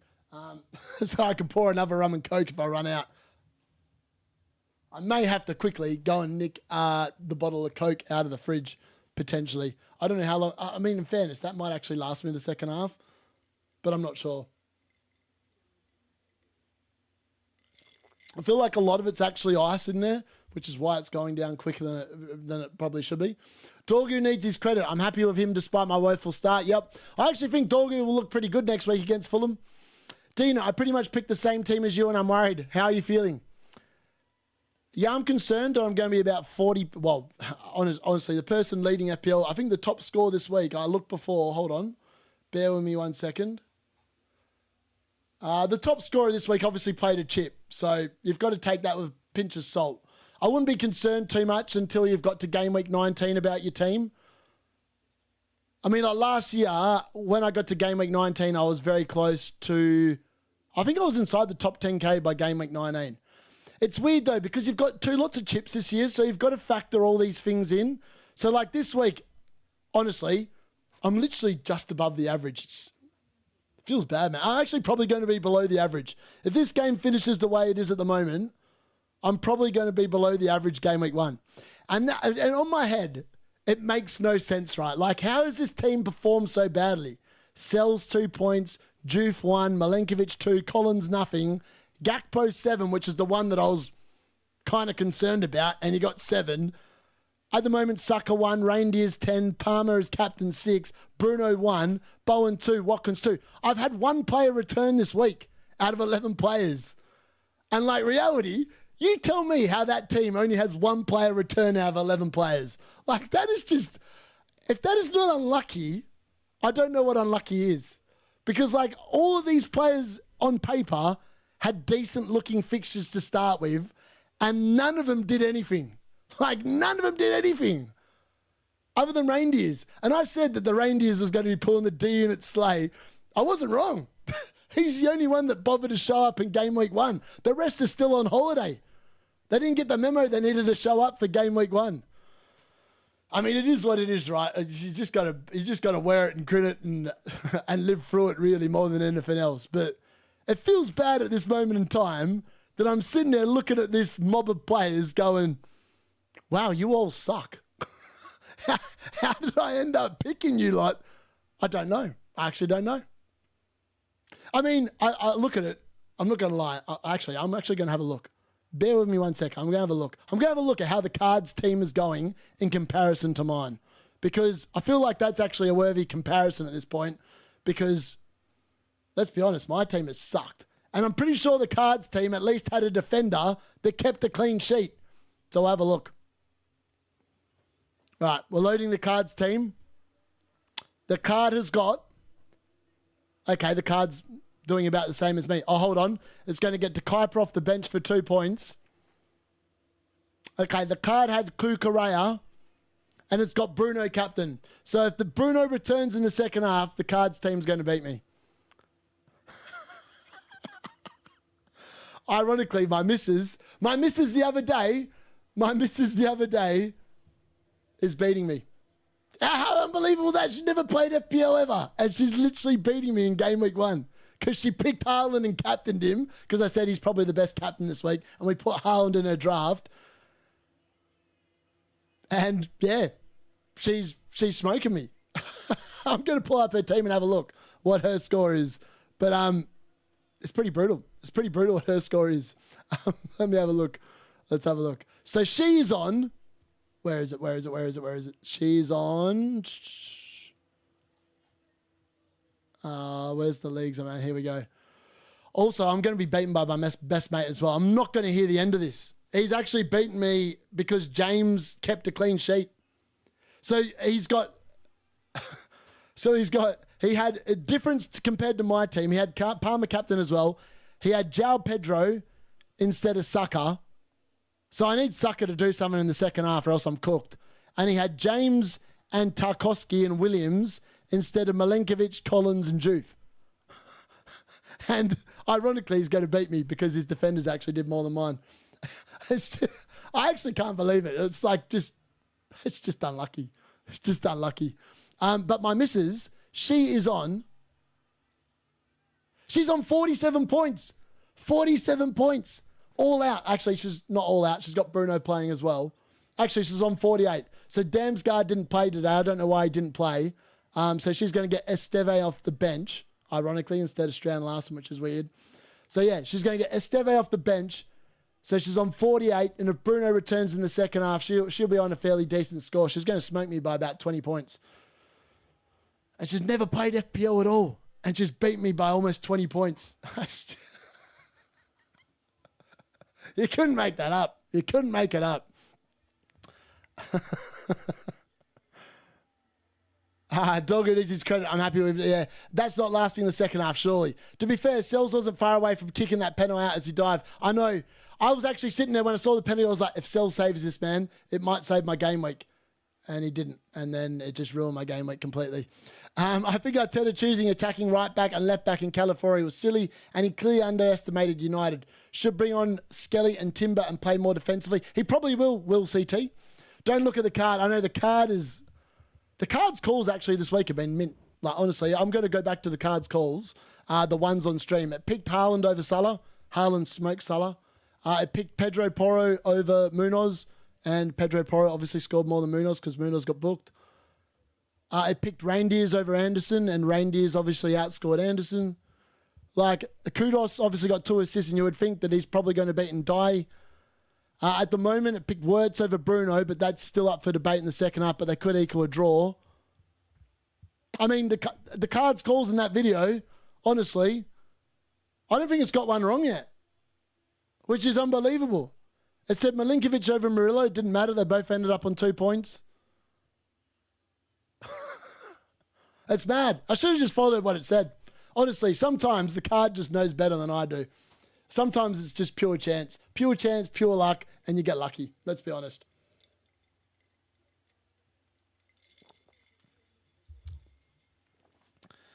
$67 points, Bruno left. Well done, Price. That's a great score, mate. Guys, I went from Chris Wood and Semenyo to Saran Bowen. Oh, boy, that hurts. That hurts. 62 all out. Well done, Wesselin. That's great stuff. 53, Bruno left. TK Studio. I mean, I'd be happy with that. If I had any of them scores right now, I'd be like, I would snap your hands up. Damsgaard's wife gave birth to their kid. Apparently, I only know that because I had him. Thank you very much, Harves, for putting that in. Do you and Nightmare even have 50 points between you? Oh, bloody well hope so. If Nightmare doesn't have 20 points, he's cooked. I mean, he did have Nunez come off the bench. It's been a weird week. I'm like looking at other people's teams. Like they had Wan-Bissaka 1 point, Frimpong 1 point. Like a lot of defenders that were actually quite high owned actually did nothing. Like they got 1 point. So it's not like I'm the only one that's had a crap week. I feel like a lot of people, it's all come down to whether you had Haaland and captain him. I feel like everyone that owned Haaland this week is probably going to be in the top half of the competition. Anyone that didn't have Haaland this week is probably in the bottom half. Because most people that have Haaland captained him, double 13 points feels pretty good compared to what else was produced this week so far. 52, 70 points with bench boost. Not bad, Lever. I hope I've said your name right. I'm at 33, sadly. I know I shouldn't, but so tempted to take a -4 to get Haaland in. Want to rate my team? Yeah, whack it in the chat, mate. Happy to rate it. Let's have a look at it. Yeah, just write it out because I am watching the game, so I won't be able to sit there and look it up myself. All right, I'm going to quickly... There we go. I've just realised that this actually needs to be updated, so bear with me 1 second. PNG, there we go. And current page. Download. All right. I'm ready for the second half. Surely United come out in the second half. They've got to come out in the second half. I feel like United are going to score when Ahmad comes onto the field. Šeško's going to come in with like an absolute bullet from like 30 yards off like a Bruno clip. And I'll be like, thank God, something has happened for my team. Something has happened for my team. Yeah, that's what I reckon is going to happen. Let's have a look. All right, I'm going to quickly change this. That's the one. Whack that in. It's actually on 34 points now, so at least I'm 2 better off. 34 points updated. There we go. 34. Woohoo! If I could scrape my way to 40, I'd be pretty happy right now. If I could scrape to 40 in the second half, I'll take it. I just need one return from Saka or Fernandes, and I'll just call it a day and just say, yep. 45, Bruno and Tarkowski left. That's not bad, to be fair. I can't look up your ID on stream at the moment. But yeah, if you write it out like that guy, fantastic. Sells, Murillo, Williams. Oh, wow, you went triple Forest defence. Oh, that is so unlucky. Honestly, that is so unlucky. That penalty was a bit dubious, I thought. Tarkowski, Lacroix, Salah, Reindeers, Palmer, Fernandes, Wirtz, Watkins. That's actually a pretty good draft, to be fair, man. I would roll that for the next couple of weeks. I wouldn't knee-jerk on any of them. I feel like those players will come good. I feel like most of my team will probably come good as well. I mean, next week, I'll be shocked if only one of my players returns again. I feel like this is my dud week of the season. Unfortunately, I've just had it game week 1. But the good news is, if I only get one return this week, you would expect me to just get green arrows from here on out for quite a while. Because there's no way it can go this poorly again, right? Like, these players will return. You would hope they would return anyway. Let's be honest. You never know. They might just be duds and I need to move them. But, yeah. If only I didn't change Wood last minute to João Pedro, it would be probably at 80 plus. Yeah, price. It's always game week 1, you're like, the last minute, you're like, oh, I should have done it. I actually had a draft right before the deadline that had Haaland, Semenyo, Reindeers, I had Saar in my team, and I had a bunch of 4.5s. If I'd actually locked that team in 5 minutes before the deadline, when I looked, I was like, that's a stupid lineup. There's no way that's going to be any good. If I'd locked that in for game week 1, I'd probably be in like the top 100K. Because Haaland returned, Semenyo got a 15-pointer. The defence would have scored about the same as it scored right now with me spending less money on it. And I would have captained Haaland. It's just one of those things. It's just unlucky. It's very hindsighty, but it is what it is. Too early, but start Reindeers versus Tottenham or Mateta versus Forest. I feel like you could start both. Is there anyone else you could potentially bench, Spidey? Would be my honest answer early doors for that. To be honest, the Saka and Bruno goal is unlikely, but it would make your week passable. Yeah, exactly. It probably is realistic. It's probably not possible, but well, you never know. Something's got to happen in the second half. Amarin can't be impressed with what you saw in that first half. Arias to Reindeers is going to be my only transfer. Yep, that's a great transfer, I reckon. Unless we get like an injury or something. Yep. Let's not be greedy now. You say this, but how are you feeling for game week 2? West Ham assets don't feel good anymore at the moment. I don't think they're as bad as people are making out. I know they lost 3-0 to Sunderland, but as I said, Sunderland scored 3 goals off 0.68 XG. It was unbelievable how they scored 3 goals off that. I just feel like it was unlucky. It could have gone that game if Bowen or Juve scored that one of them chances in the first half. Is a very different game. It's a very, very different game.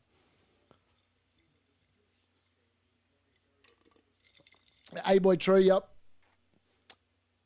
Here we go. Selves to Bravcar, Porro. Oh, you had Pedro Porro. At least you got you a clean sheet. Williams, Frimpong. Oh, that's unlucky. Ronaldo, Gudmundsson, Rogers, Reindeers, Gakpo, Palmer, Saka, Haaland. And use bench boost. Oh, that doesn't feel good using bench boost on that. 71 points, Jokres and Leeds, goalkeeper left. That's pretty good. It's pretty good. Louis, I feel like your squad's actually not bad. The only thing I'd say is maybe João Pedro. He's probably the only one. I feel like the rest will probably come good. Porro, I'd probably bench against Man City. Nico Williams should be fine. Frimpong, hopefully. You've got to keep your eye out for that. Apparently, he picked up an injury. So that's one to watch for game week 2, to what Slot says about him. But otherwise, that squad actually looks pretty good, mate. I wouldn't be too concerned. And you've scored quite well this week. And I'm assuming you captained Haaland, so you're loving life. And I think that's good. Arsenal pushing early doors here in the second half. We are underway. It's 45 minutes. And that's a clearance from De Oh, yeah, Ronaldo already got the clean sheet. Yeah, that's right. Yeah, I'd probably play him next week. Yeah, sorry. Yeah, I completely forgot about that. I forgot which team he played though for a second. I was like, he plays for Leeds. Yeah, Dubravka played. Oh, yeah. So, you've done well. Your bench boost has actually worked out quite well. If those two are in a bench, happy days. I've got 30 points right now with Saka and Bruno. Oh, mate. Spidey, it's like me. It's just unlucky. Bench boost is out of the way now and focus on starting 11. Yeah, that is the benefit of getting it out of the way early. You can sit there and just sack off your bench, provided you don't get injuries, obviously. That's obviously a key point.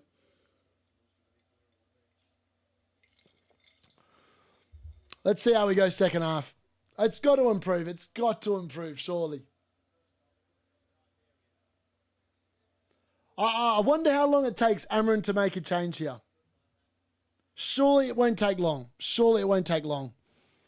Not looking forward to double Burnley defence bench boost next week. Yeah, Bateman, 100%, mate. I would not be looking forward to that at all. If they keep a clean sheet anytime soon, I'll be absolutely gobsmacked. But having said that, though, some of my predictions this week, maybe they will. Maybe they will. Maybe they'll shock me.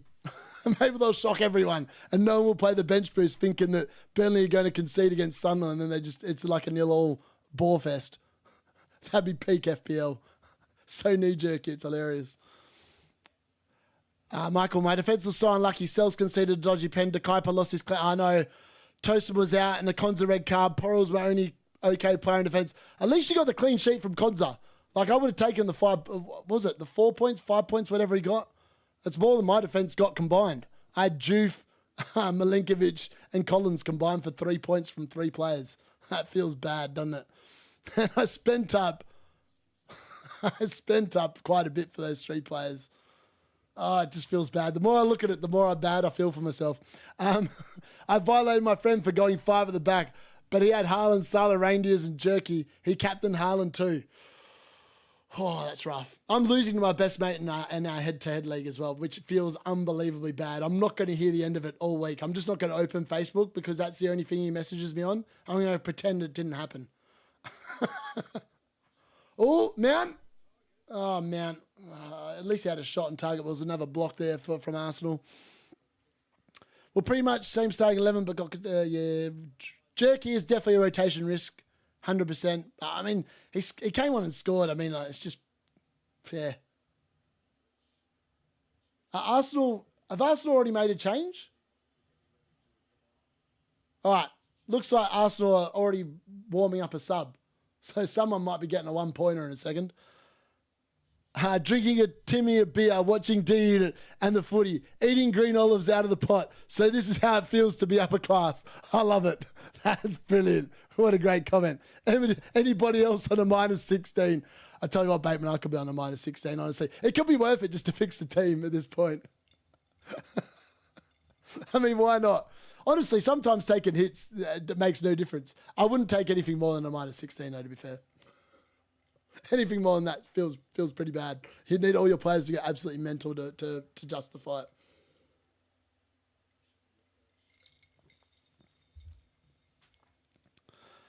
Living the dream tabletop. He is, isn't he? Early wildcard, set and forget team. Ray, Dubravka, Lacroix, Munoz, Murillo, Tarkovsky, 8 Nori. Wow, 5 at the back. I love it. Anderson, Gakpo, Reindeers, Bruno, Wirtz, Ekatike, Gui, Haaland. If you're captaining Haaland and just set and forget, actually doesn't look too bad, to be fair. I mean, it's so hard to read how it's going to go down. I feel like game week 1, some of the teams that have performed with the way they've performed is not how they're going to perform all season. I feel like a lot of people are going to make stupid decisions this week. Potentially, I could be one of them as well. Because I'm not very patient. I'm not very patient when it comes to our FPL. And if I see someone I don't like, I tell you what, I watched Palmer today and I wasn't impressed. Like for 10.5 mil, he did nothing. The only thing I'll say is he's got West Ham next week, so it's hard to pull him out when I've seen West Ham just concede 3 goals to Sunderland. You would think game week 2 he's going to be slightly more fitter because he's obviously 1 week more back from like the break they had post the Club World Cup. And West Ham looked pretty average. Well, they did concede 3 goals, let's be honest. But I feel like none of their goals were like poor defending. It was just like great headers, like great centre-forward headers. Like it was just really good football from Sunderland, to be fair. Right, Jokeres is away here down the left. What can he do? Jokeres doesn't actually look that good, man. His hold-up play is bollocks. And he's just given away the foul against Casemiro. I tell you what, Jokeres has done nothing to make me think he's going to help Arsenal win the league today. I'll be brutally honest. Jokeres, for 51 minutes, has looked like a 60 million gamble that Man United have dodged. That is the only positive I could see from my Sunday football at the moment. No returns. Man United losing. At least I could say I don't think at the moment we've wasted 70 mil on Jokeres. And to be honest, he's probably done about as much as Watkins. And they both cost 9 mil. Ekatike cost 8.5 and he got 11 points or whatever it was. So, I don't know.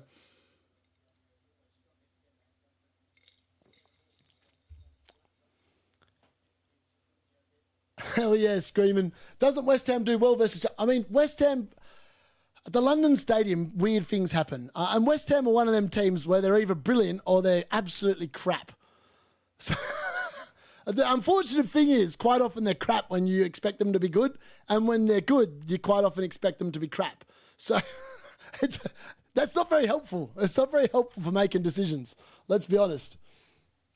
Oh, come on. Bruno, do something. Oh, Bruno, that's a yellow card. He's just given away a yellow card. You idiot.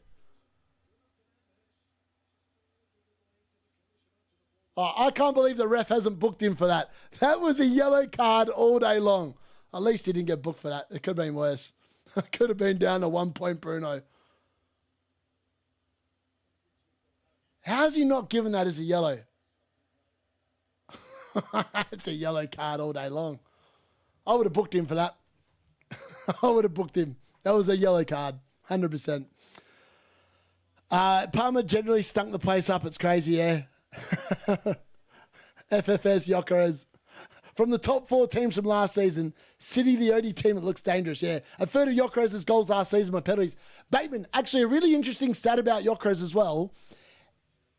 He only scored 3 of his 39 goals against the top 4 in the Portuguese league.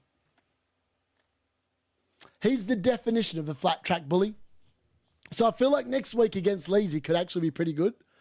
But I feel like against teams that are actually half decent, I reckon he's going to really struggle. But it'll be interesting to see.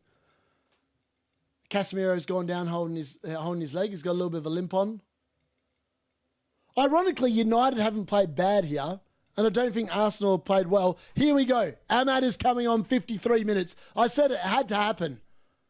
Had to happen. He's like probably our most creative player from last year. How he started on the bench for 53 minutes is beyond me. But Amarin's realised the mistake, and surely it's Dallo coming off. If it's Dorgu coming off, he's lost the plot, needs to go.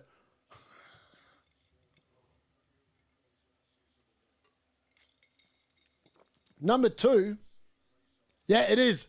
Dallo is off. Amron's realised that he's made an error and he's fixed it. 54 minutes. Dallo off with a 1-pointer. Hat-tricks against Santa Clara aren't that impressive. 100%. Ahmad incoming. Here we go. United's chances of a goal have drastically increased by about 10% with Ahmad coming onto the field for Dallo, I reckon. I feel like that Arsenal haven't even gone down the left-hand side. Like, we've literally played Dallo for 57 minutes and he's done nothing other than really bad balls in the box. Oh, here we go. And Boomo busting through the middle. Oh, no. Oh, that's a foul. Oh, no. He hasn't given it. What? That was 100% a foul from Mbumo then. 100%. I don't even know how there's not been... Has there been a yellow card in this game? I don't know. Cunha? Can he win a corner? He's just gone in the middle of nowhere here. He's actually done well. Oh, that's got to be a foul. He's won the foul from Saliba. Saliba's literally given him a bear hug and we've won a corner. Well, no, I haven't won a corner. We've won a free kick. Pretty much where the corner spot is. Ref got Bruno in his fantasy. Yeah, probably. He's got to. That was a yellow card all day long. Like, how was that not a yellow card? He literally took him out completely. Didn't win the ball. Was late. I mean, some refs hate Bruno. If that was Martin Oliver, was it Martin Oliver? Clayton Oliver? Or whoever his name is.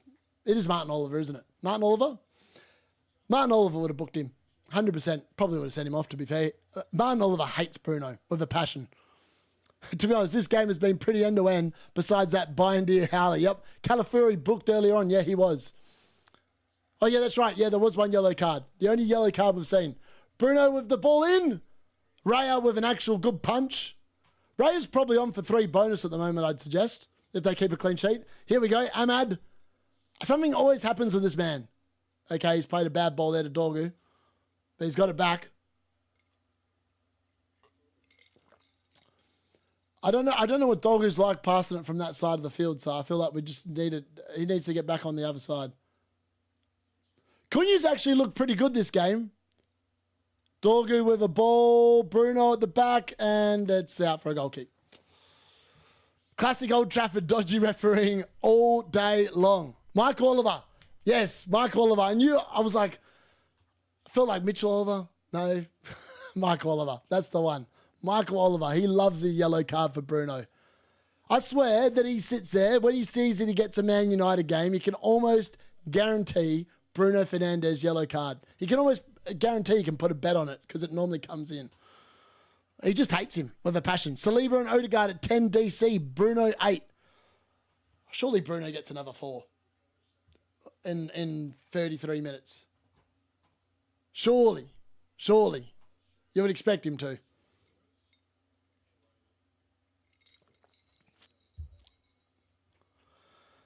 Delete. I actually think the United have defended pretty well today. Like, I mean, you can't make any excuses for the goalkeeping error. I feel like it's made it very obvious tonight to the ownership that if you want to progress this season, you need to spend money on a goalkeeper that doesn't make mistakes and give away goals like that. Like, that's just yeah. I wonder how long we'll wait till Sheshko comes on. I'm intrigued to see him. I've never actually seen him play. I've seen a highlight reel on YouTube with his strikes, and it looks like he hits the ball at about 100 kilometres an hour. So I feel like if we team up, he might burst the net. And look, I'll take it at this point in time. Let's be honest. And Boomer away down the right again. And I don't know what he's done there, but that is god-awful. I don't know what he's done there. I think he's just cooked it.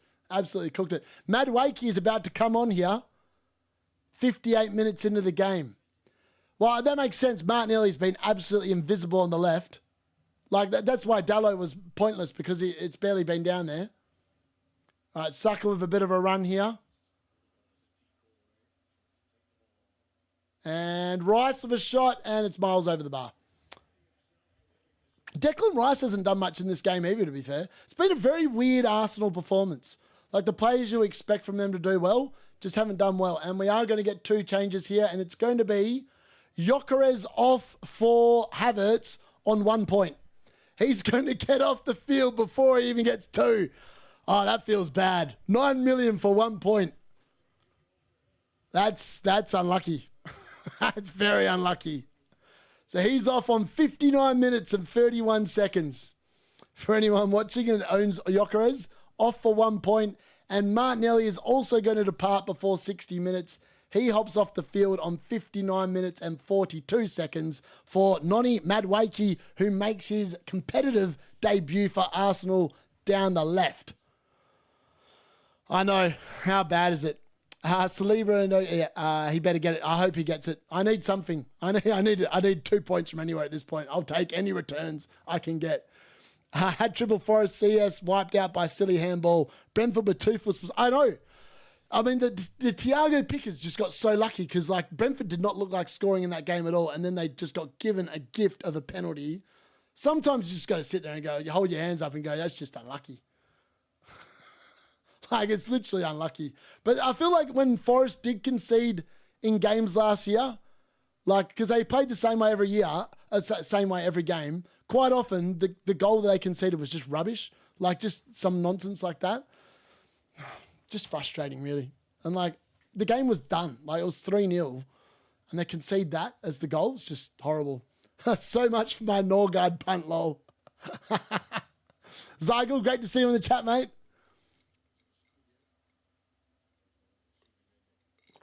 Ironically, Duda Raya, whacked that in the chat. He was really good today. He's going to get 9 points for Chelsea today. He's on 3 bonus from that game earlier with a clean sheet. And 3 bonus points, 9 points for him. It's brilliant. I know 59 sub for Gyökeres, tough for those owners. I know, and this is the problem. I did say this like in my like D-Unit hot takes in the late mail. Expect roulette. Like, these big teams have players, literally 2 good players in every position. They all need minutes. We're going to see a lot of subs, I reckon, post 60 this year. I don't know why. I just feel like rotation this year is going to be so big. Which is kind of why I went with the team I did. Because, like, when I look at it, I pick players that, generally speaking, won't be taken off unless they're injured. Other than Reindeers is the only one where I expect that he might go off. Oh, Bruno's just taken someone out again. He's definitely going to get carded for that one. If he doesn't get carded for that one, I'll be absolutely gobsmacked. But we'll see. Maybe the ref will just let it go. That's well won by Delit. I mean, the ref might forget about it because, like, the play could go on for quite a while here. But Bruno's now had 2 of those tackles. Surely he gets booked for one of them because, like, that was, again, a pretty late tackle. Probably should have been a yellow. If he doesn't get a yellow for that, I'll be absolutely shocked. I won't lie. He's been pretty lucky. The ref's definitely got him in fantasy if he doesn't get booked. All right, here we go. The ball's gone out of play. And are we getting a booking? No, Ugardi's coming on. We're making some subs. Sheshko is about to come on for Man United to make his debut. Here we go. Probably about 60 minutes too late, but here we are. Henderson, after all is said and done, got an assist today, also 5.5. I know, mad, isn't it? I still don't really rate the Anderson pick, but today he was good. He got his DC points, I think, as well, and he got an assist. Yeah. But, yeah. The transfer window is going to be interesting for Forest because, like, they do have European football to contend with, which I don't know how that's going to impact on them this season. Let's be honest. I don't know how it's going to impact on them. Important to remember, FPL is all about skill and not luck. 100% Bateman. 100%. It's all about luck. Let's be honest. My skill was taken on the template. And I'm losing massively. But it feels good. I'm actually not disappointed. I mean, like, you're going to have mare weeks. I had mare weeks last year. I had a triple captain and got 2 points. So it happens. You just got to not be downbeat about it and come back the next week, soldier up again, dust your shoes off, and hope for the best. Is the honest answer. Thoughts on this? Salah and Strand Larson to Haaland and Semenyo for a -4. 2 knee jerk. Oh, that's a tough one. I mean, It's going to be really interesting. Lots of people, well, not many people have Semenyo. I have Semenyo, obviously, but a lot of people went with Strand Larsen, and we're about to see Strand Larsen versus Evanlinson next week, or Evan Nilsson, sorry. I always butcher his name. I just call him Evanlinson because for me he is Evanlinson. Next week, obviously, they play each other, which could be the ultimate test. If Evanlinson comes in and Strand Larsen blanks or is injured, all of a sudden that looks like such a much better. Like game week 2 looks so much better. But honestly, I don't know who I'm benching next week because like my team has been an absolute bunch of flops this week. And I've given myself a benching headache. I feel like I'm guaranteed to lead points on the bench at some point this season. Very early doors as well. This week has just been one of them weeks where I'm like going, just write it off and start again next week. Really. If Norgard comes on, I'll hit 60 points. Woohoo! That'd be pretty good. Better than an Ndai pick. Yeah, I got 30 points, but I still really like the team, to be honest, and I'm probably going to roll transfer. Yeah, that's fair. I like it, Spidey. I don't know. I feel like we've just got to keep the faith at this point. It's probably a bit too early to just sit there and go, we got it wrong. I feel like we've just got to sit there and see another week and then probably make a decision off that. The template wins again. Anderson outscores Watkins and Bowen. I know, it's just stupid, isn't it? Like, I still don't know what I think about the DC points, honestly. I don't know how they calculate them. I feel like they're a bunch of rubbish. Yeah. I know they're trying to make more players pickable, but I can't get excited about defensive actions. Like, football's not about defense for me. It's about attack. It's about goals. It's about assists. I couldn't give two hoots who puts a tackle in, to be fair. If you win the ball, congratulations. But you shouldn't be getting rewarded for it. Like in bonus points. Sorry, not bonus points. DC points. Doesn't make any sense to me. Bring Haaland in, mate. It is tempting. Not going to lie. It is tempting to bring Haaland in. I want to see Sheshko and see how he works here. He's got almost half an hour. Ahmad's already looking much better than bloody Dallo. I reckon Ahmad's going to create a goal here for someone. Or a penalty or something. I don't know what he was doing there. He's claiming handball. That's not a penalty. If it comes off your foot onto your arm, in the FIFA laws, it's not a pen. Just in case anyone's wondering, that shouldn't be a handball. They changed the wording of that, so if that happened, it's not actually a handball. And quite often when I'm reffing, lots of people go, oh, it's a handball. It's actually not. If it plays off your hand, if it plays off your foot onto your hand, it's not a handball. Well, it shouldn't be given as one anyway. According to the laws of the game, which I've done as a referee.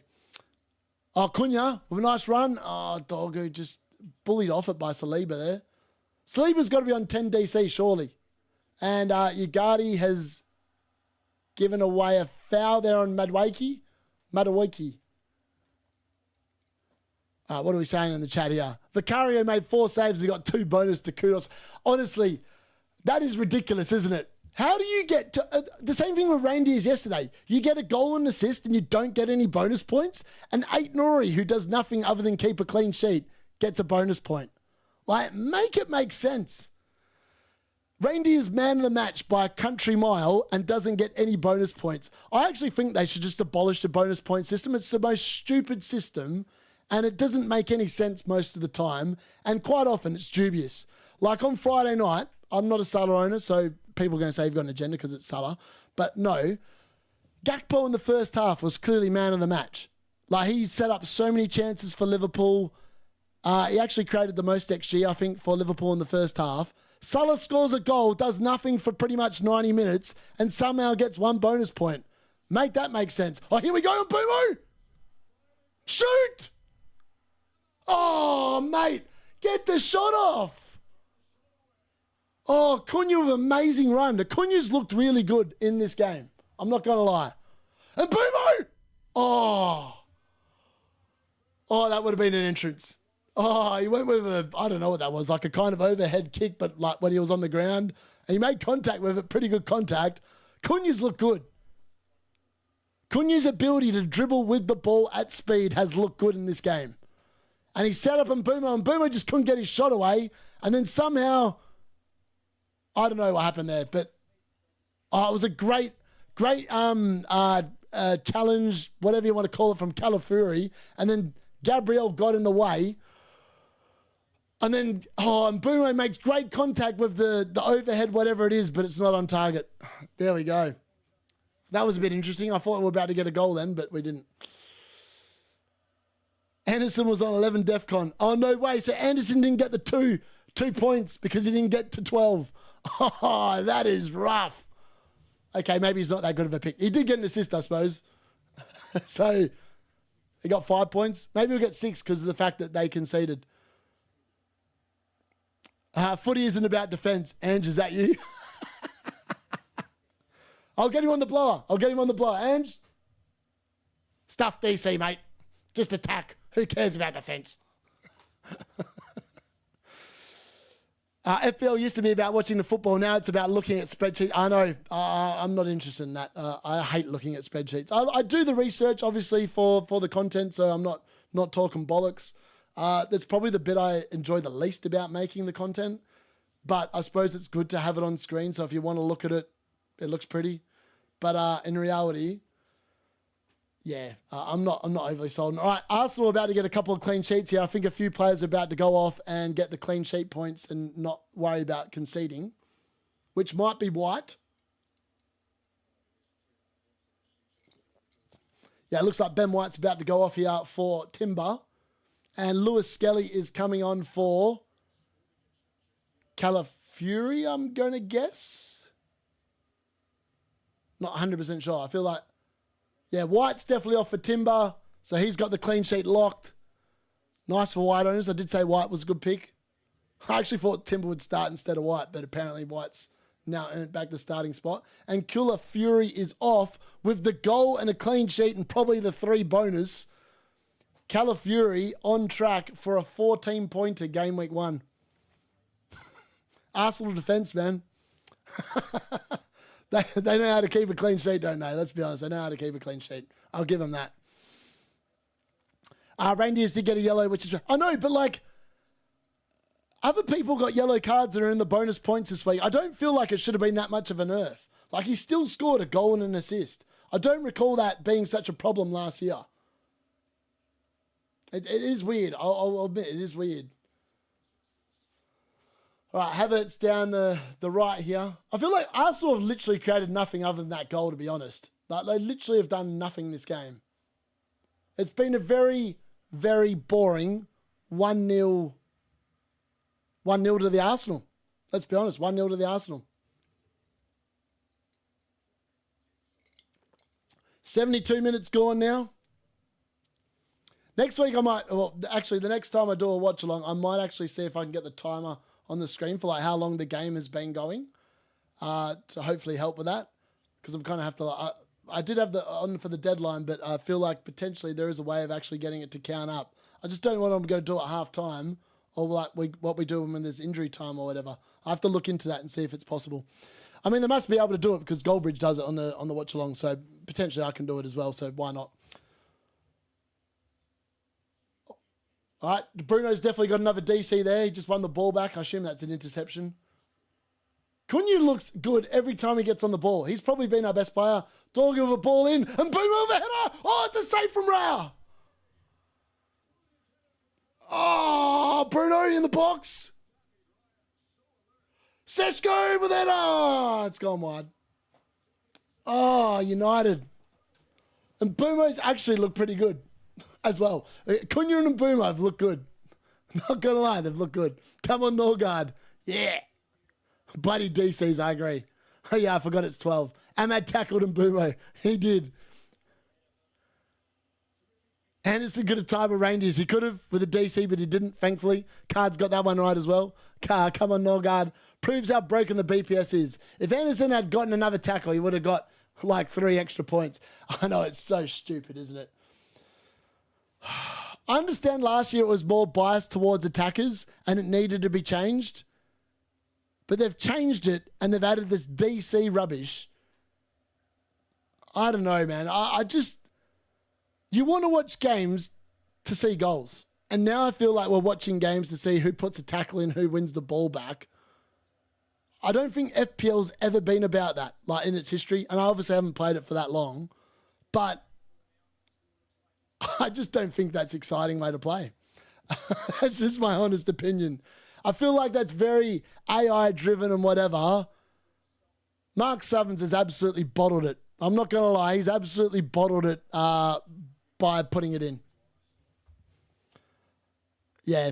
It's like, it actually encourages people to use AI models and all this bollocks. And I mean, the AI models have got it wrong. They said Murillo, Milinkovic, Collins were going to be great picks. None of them got even close today to getting the DC points. I think Milinkovic actually ended up on about 8, but it was really low numbers for a lot of the game. I feel like a lot of it came pretty late in the game.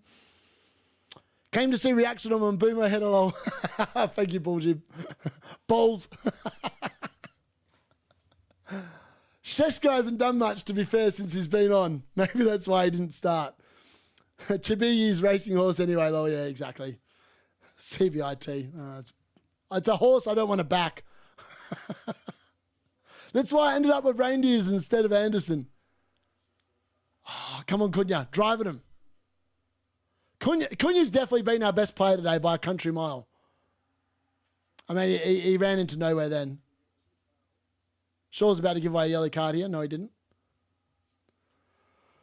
Saka's been pretty invisible in this game. Is he even on the pitch anymore?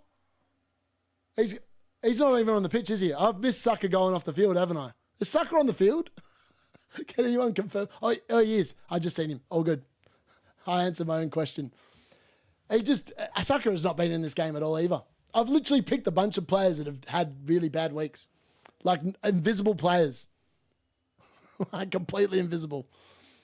Aina ended up getting them as well. The DC points, I know. No one picked Aina because he didn't think that they'd get him. And then he got the DC points. It's peak FPL, isn't it? AI didn't predict Aina would get him. It is what it is. It is what it is. I actually probably need to update the points a little bit. Let's have a look. I'm actually on a few points more now. It's not many, but it's a few. I'm on 37. Come on. I'll quickly update that. All right, he's on 2.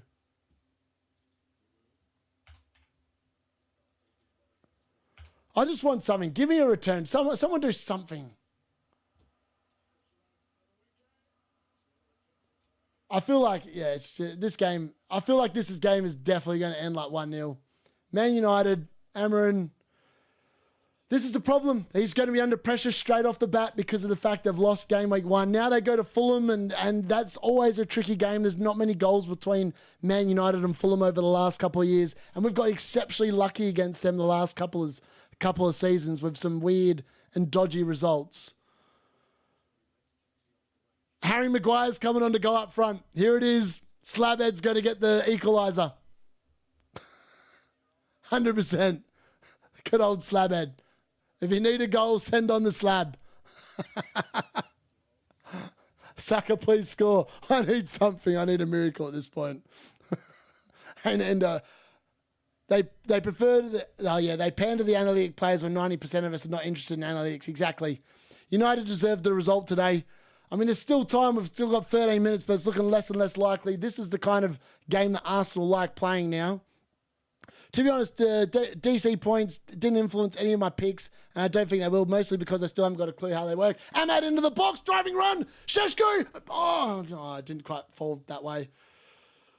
Oh, United have got into like dangerous positions, just been no-end product still. Ahmad's been taken out. Crowder asking for a foul. Bruno's got to be close for the DC, surely. All right, I reckon VAR's going to have a look at it. The commentator reckons. I don't think that's a penalty. It looked pretty soft to me. I'm not overly concerned about that one. But Ahmad's definitely looked a lot better. Ahmad in again. Oh, no, he's not in again.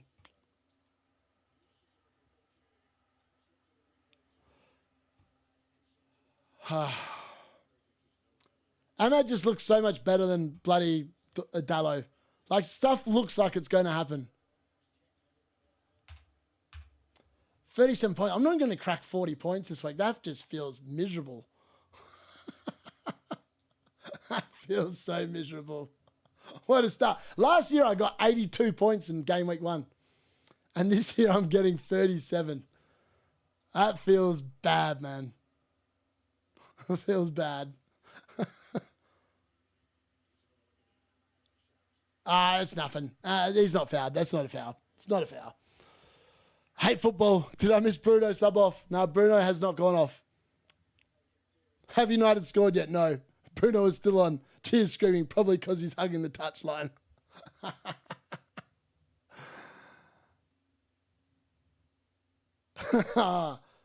Oh, mate. Monday's going to be rough. 37 points. Man United lose. It's great times. Great times. Wow, Reyes just kicked the ball straight out of field. You got to laugh at the small things in life, don't you? You got to laugh at the small things in life. Oh my God, Ugardi's just passed it to Havertz. What an idiot. And then Harry Maguire's definitely given away a foul. That's a yellow card. What is Ugardi doing? That is unbelievable. How is that not a yellow card? This ref has been so lenient today. If that's not a yellow card, I don't know what is. Slabhead's literally just put an arm out to stop his run. That's 100% yellow card. He's literally picked him up and put him on the floor. I'll tell you what, sucker. Now's the time for a sucker free kick goal. I'll take that, man. I'll take that. I'll take that.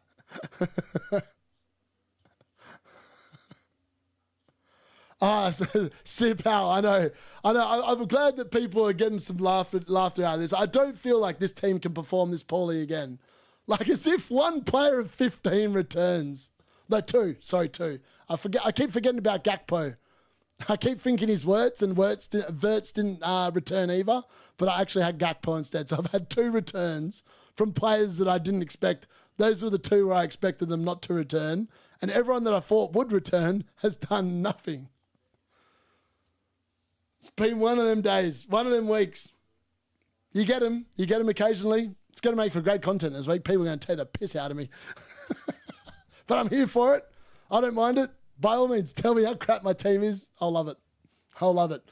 Hopefully next week it performs with like 100 points and reverses the nonsense I've had to endure this week with some luck. That would be nice. But there's no guarantee that's going to happen. Oh, and that's into the side netting. Apparently it's a corner. Maybe we'll get a sucker assist here off a corner and I'll be able to get to 40 points. That's my hope. I'm hoping for it. I shouldn't be hoping. I should be hoping for a Man United equaliser, Bruno penalty or something. But at this point, Bruno's not even on 12 DC. Like this is how bad the game's gone for me this week. All right, let's have a look. What's he on? He's got to be close to 12 DC, surely. Let's have a look. He's on 9. He's got no chance of getting it. Euro's got to 11. Oh, I wish I'd gone Euro instead of Torgu. But then again, he's got no attacking upside, really. We've got Odegaard on 11, Zubamendi on 11, Saliba on 10. So Saliba's hit the DC points. Odegaard and Zubamendi are 1 away each. I mean, the DC points, man, they really haven't favoured the players that we thought were going to get them. So read into that what you want. Maybe it'll even itself out over the course of the season. I feel like the DC thing, if you're playing for DC, it's like you've just got to hold the player for 38 weeks and eventually over the 38 weeks they'll get the points. But that just feels really boring. Timber's giving away a foul on Ahmad. I mean, we're getting into the desperation stations now. 83 minutes gone. And we're behind because Bayendier flapped like an absolute clown in goal in the first half. That's the only reason why United are losing. I don't know what Arsenal's XG is for the game, but it'd be pretty high just off that one mistake from Bayendier. But if it wasn't for that, it'd be 0-0. It would be 0-0. Like Arsenal have not created much outside of that at all. Let's have a look. Going to have a quick look at the stats for this game. Yeah, so Arsenal have created 0.97 XG. Man United have created 1.1. So Man United have actually won the XG battle, but don't have anything to show for it. And Arsenal have got that one goal because Bindia flapped. Man United have had 61% possession, Arsenal 38%. That's also interesting. That we're not doing anything with it. It's like Arteta's shown up. We're like, we've got the goal. We're just going to defend now. That's what we're going to do. And that's what he's done. And that Dorgu's just taken out. Dorgu's just taken out Timber. That's definitely a yellow. So if you got Dorgu on field, he's probably down to, he's down to 1 point now. He just had, that was a clear yellow. The ref had to give that one. It was a definite yellow. Ref just stopped booking manual players today. I know. How is Mike Walliver still a Prem ref? Good question. I don't know how he's still an international ref. United have been the better team. If we had a keeper, we'd be good. Exactly. That's FPL for you, 100%. I meant hugging the halfway line. Really hope Amron don't plan on playing Bruno like that this going forward. Yeah, I don't know. I feel like... And Gabriel's just been shown a yellow card as well. I don't know what for. I need 1 point to end this week on 69. Nice. Oh, mate. That'd be nice. 69. I'd take 69 in a heartbeat. You know, game week's been rough when you start rooting for rivals beating you just for returns. What's happened has happened, and that's it. 100% Bateman. You're cheering for Saka now, the things FPL do to a man. I mean, I can't see us scoring a goal. Oh, we just don't look like scoring a goal. You're cheering... If Man U play like this with Šeško, they will smash a lot of teams. You would expect so. I feel like game week 1 is going to be rough. Šeško's obviously not integrated. He didn't start. Ahmad didn't start. I feel like Amron's definitely missed a trick in the first half. Ever since Ahmad's been on, we've looked a lot more threatening, particularly with him playing there than Dallo. Dallo's just rubbish. Dallo's just a waste of space at this point. He should be a backup, only being played if someone's injured. But Amron still seems to like him, so... Until he realises that he's going to get him nowhere, we're all there. They were all telling us Arsenal will not get any DC points. Yeah, I know. 100%. I feel like Arsenal have set up a certain way today, though. I don't think they're going to play this way every week. We're all guessing 100%. DC benefits unengaged managers. Yeah. I like that, Spanky. I'm not getting 30 points. Oh, Jesus. I thought I had a bad week. That's actually kind of made me feel slightly better. Did Bruno win that? Does that count as a DC point? I don't know. Well, he forced an error. I don't know. I'm not sure if that's a tackle or not. My first team will have more points, to be honest, but I changed players, though. Odegaard got his 12 DC. There we go. Who would have thought Odegaard would have got 12 DC? What a joke. Oh, what a joke of a points total, honestly. Who gives a crap? People that own Odegaard, I suppose. He's now on 6 points. 2 DC points. No, 5 points. 2 DC points. Oh, Šeško, he's done well to hold that up. Here we go, Ugarte. Oh, mate. Oh, that's why Amron doesn't play him. That's why he doesn't start. That is unbelievably bad. What is he doing having a shot there? What is he doing having a shot there? It was actually super good hold-up play from Šeško. Ugarte gets onto it and thinks he's going to score a 35-yarder and doesn't even get anywhere near the target. That's pathetic. That is desperation at its best. Give it to Bumo was on then as well. Like that was just selfish, pathetic football from Ugarte. Like I sit there and think like to last year, and they gave PSG 52 million so they could sign João Neves for about 10 million more, and we got Ugarte who they didn't want. It just doesn't make... I don't understand why we went for that transfer. Like, Ugarte's done nothing to suggest he's actually any good at all. Ahmad down the right. Bruno. Ahmad. Ahmad finds Delete in the box. Delete. Ball! Penalty! Oh! No, it's not. That looked like... It kind of looked like it could have been a penalty, but I'm not sure. Surely VAR are going to check that. And boom, with the ball in. Šeško. Delete. Dorgu. Horrible touch. Cleared.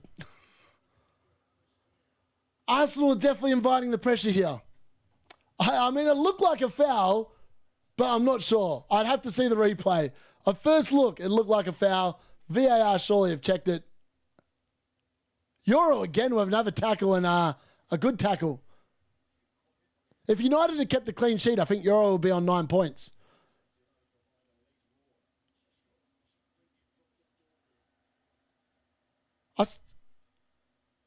Let me see the foul.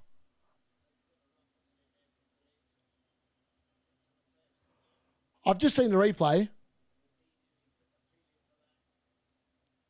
He doesn't win the ball.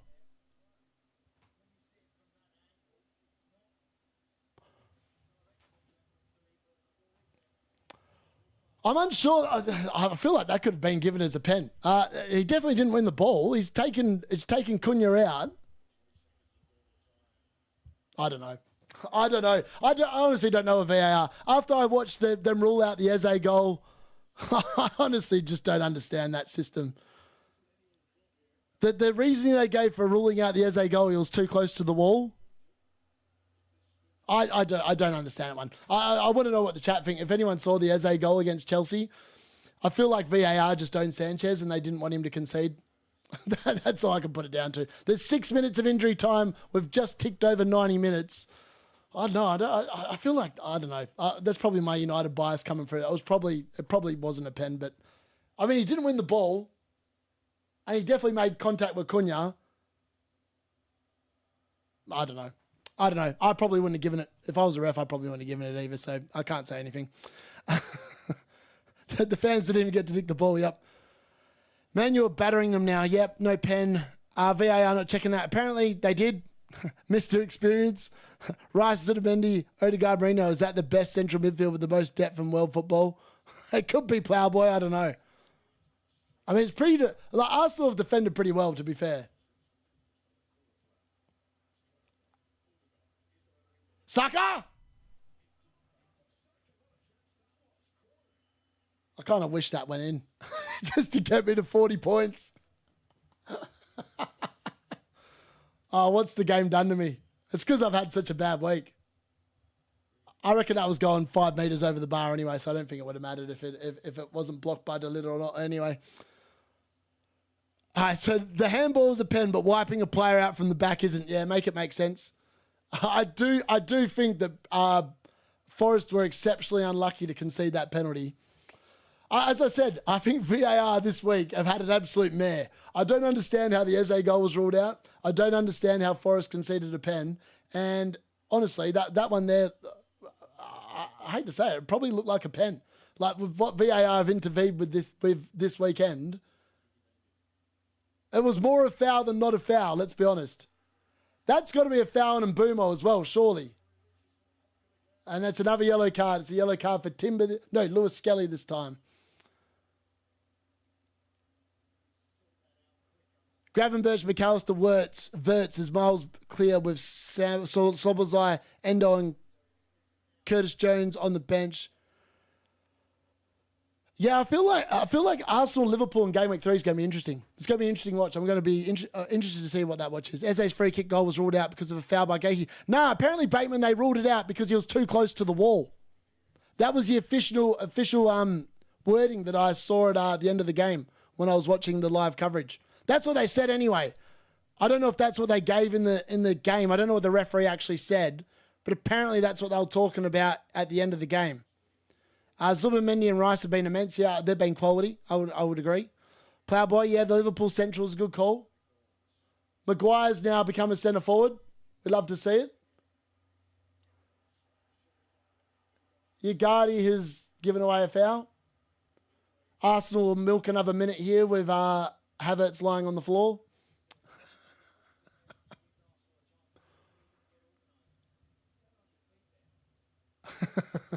Stay on your feet. Yeah, it was Ugardi. I understand why Amarin's not playing Ugardi from the start. I really get it now. Like, he hasn't done much since he's come on. He's blazed a shot miles wide. I don't know, man. I honestly don't know.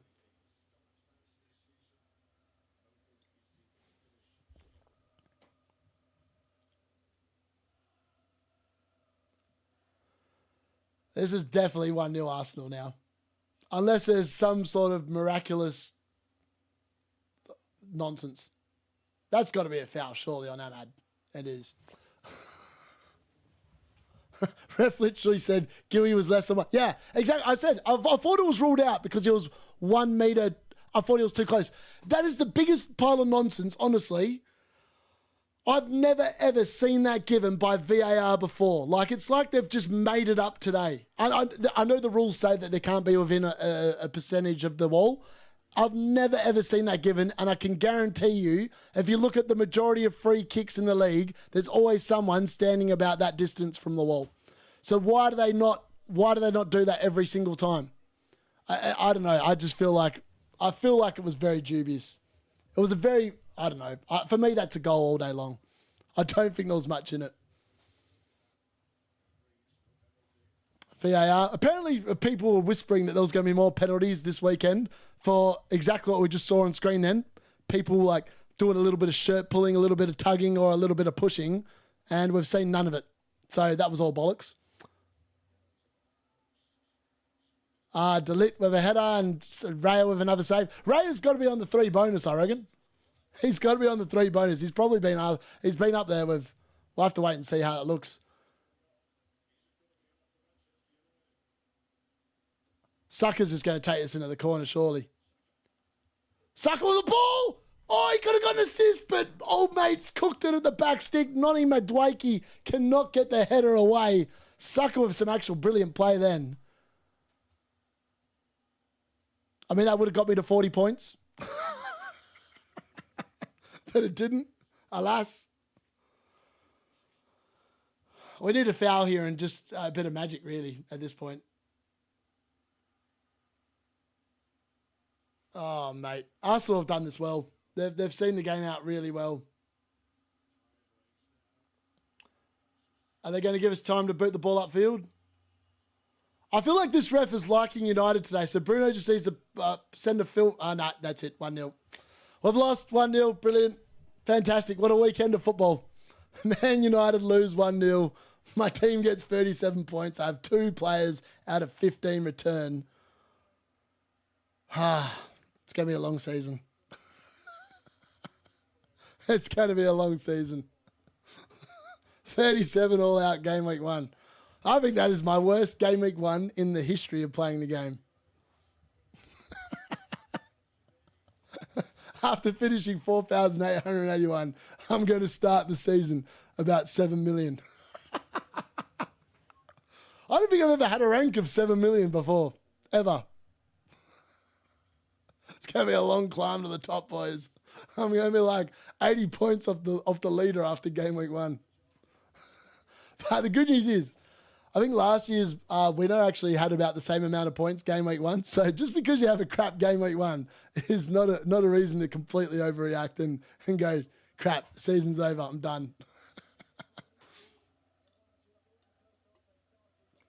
All right, let's see what the chat says about that game. Ref literally, 33 points, I'm cooked. I mean, it could have been worse. I mean, some people probably got 20 points this week. A lot of players have not returned this week. Terrible game week as far as what I'm watched. Terrible game week for points. I know, some of the football this week has been so bad. Jokeres look poor. And Boomo and Cunha look really good but couldn't score. I think if Man United played another team other than Arsenal, they probably scored today. Arsenal's defence is really good. That might have helped. Because I feel like we actually created quite a bit. And we did actually, I think we did actually win the XG battle. I know people don't. I don't hang my hat on XG, but it does help understand how good the chances were for your team, I think. So where's the stats at? So yeah, the XG battle was won by United by quite some distance. 1.61 XG United created with 61.2% possession. Arsenal created 1.05 of 38.8% possession, and most of their XG came because Buendia flapped at it and put it pretty much into his own net. Like, Buendia literally set up Calafiori for their whole XG. Like, that's how... like that. United have lost because we've got a clown in goals. That's the facts. Arsenal wouldn't have won that game if we had someone that knew how to goal keep in goals. Like, that's why we've lost tonight. Let's be honest. Arsenal probably didn't deserve to win that. United probably didn't deserve to lose it. But when you've got an incompetent goalkeeper in goal, I'm telling you, Mark Goldbridge is going to be going to town that United need to open the checkbook and go and sign a goalkeeper. If there was ever reason to go and sign a goalkeeper, it's based off the display we've just seen. Man United are going nowhere until they fix the problem. It's just hard to believe. We had De Gea, we had Sergio Romero. That's who was in goal. He was the backup. So we used to have the best goalkeeping duo in the league. And now, ironically, we've probably got the two biggest clowns in the league. When Onana's in goal, he prefers to play volleyball rather than football. And then when Bayandier's in there, he prefers to play flapping, juggling the balls than actually keep the shots out. I don't know how you win games of football when your goalkeepers give away freebies like that. Yeah, goalkeeper cost us again, 100%. Nah, Man United were definitely the better team today. Arsenal defended well. They defended their lead well, but they definitely weren't the better team today. We need to pick goalkeepers that play against United because they'll keep on passing to the keeper. I like that. Brilliant. Definitely wildcard button looking good. Nah, I'm pretty happy with what it is. Odegaard's best game in ages, 8 mil. Yeah, he did look good. I would admit Odegaard looked good. I'm 6.6 million overall, and it's my worst ever start to FPL season. However, at least I know how good it feels to be in the millions like expert Gianni Batiste was for the majority of last season. Yes, Peyton. What a response. That makes me feel so much better. Gianni's probably in front of me this week, but look, let's be honest. By the end of the season, I'll be in front of him. My strategy will work. I'm pretty confident. We both got 37 points. Come on. I'll make it worse for you. Bruno at 11 DC. Yes, Bruno with the 11 DC. Come on, baby. Damn, that's crazy. I'm on 67. One Bruno DC away from finishing on 69. Oh, that feels bad. 69. I could go on to 69 right now, to be honest. I've got Yoker as bloody hell. Prove. I'm wildcarding, man. F this. Love benching 7-year game week 1. I mean, at least I didn't bench any points, really. At least I didn't bench any points. That's a positive. Small positive, but I'll take it. May wait until game week 4. I think that should be enough time to gauge who's good, who's crap. Yep. I'm at 63 points. Van Dijk to die, still to play. Hopefully he can score 2 goals. I hope he does for you as well. 1-0 to the Arsenal. How do we get away with that? I don't know. We'll see, T. I honestly don't know. Nice red. I'm sick of watching Man United goalkeepers that are crap. Like, literally, my mum at 80 years old next weekend, she turns 80 next weekend. Unfortunately, I'll have no live watch-alongs next weekend, but I will have a deadline stream, so make sure you join me on Friday night for that. But I'm going away for her 80th birthday next weekend, and I'm telling you, I could put her in goals, and she'd do a better job than these flops that are in there at the moment. Bindier and Onana have no place and any right to be in any Premier League team. They shouldn't even be third choice. They should be playing in the reserves because they're that bad. Don't do it. Wonder must be nice. I died of boredom watching that game. It was pretty bad. It was hard. It was hard to actually keep going because it was hard. Arsenal of Raya, Man United have a clown. That decided the match 100%. Hey boy, when should I do it? Start Rangers or Valentin next week for your team. I'm probably going to start both and bench some other idiot that didn't perform this week, to be honest with you. So many TC and bench boost chips played this week across my legs to create the scores we're chasing. So don't worry, guys. 59 with Road on to come. Yeah, I'm not too concerned, to be honest. I feel like I'll just write this week off. Everyone has a mare of a week. It's going to happen to everyone during the season. I've just had mine game week 1. What's your team? Still a game tomorrow to sink us further. Exactly. Hat-trick. It's nailed on. 100%. I've said he's been crap all season. He'll probably do me dirty. I've got 37, but still have Dewsbury Hall. Odds he has a miracle game and gives me 50 points. You got to hope. You got to hope for a miracle. 67 points all out without chips. Decent start, but already hating my team. Yep, fair enough, Jera. I have to leave the stream because I don't want to think about the match anymore. I don't blame you. I don't want to think about it anymore either. Have a great evening, everyone. Sells, Murillo, Williams, Lacroix, Tarkowski, Salah, Wirtz, Fernandez, Palmer, Reindeers, Watkins. I mean, the team looks really good on paper. My team looked really good on paper, and they delivered 37 points game week 1. It happens. Crazy how every single good player didn't return. Salah should have blanked. Exactly. Salah, if he blanked, like everyone would literally be on about the same amount of points as I am. So I'm just unlucky, really. Palmer blank, Saka blank, Fernandez blank, Watkins blank, and Bowen blank. I know, like, who would have predicted that? Like, it made sense to go with what I went with. It didn't work. So I'll own it, wear it. It is what it is. Another top draw round. I know. Trust me, I'm sick. Don't even get me started. I could tell you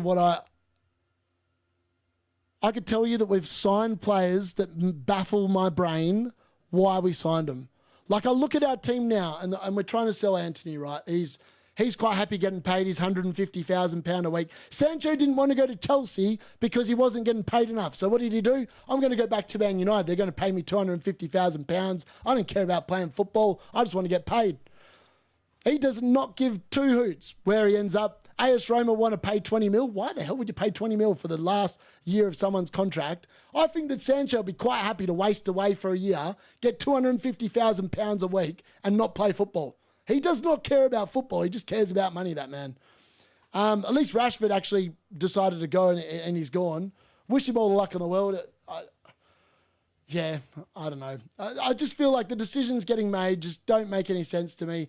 So, ironically, when you sign players, you're meant to sign players like Man United's aim. They've come out and said it. Barada's come out and said it. The aim is to win the Premier League in 2028, 2029, whatever it is. Three years' time or whatever it is. You are not going to win the Premier League by signing Cunha, by signing Mbeumo, because Cunha's 27 at the start of the season and Mbeumo's 26. In 3 years' time, Cunha's 30 and Mbeumo's 29. They're both arguably going to be past their peak. So tell me what the planning is with that. If your plan is to win the league in 3 years' time, those guys are in their peak right now.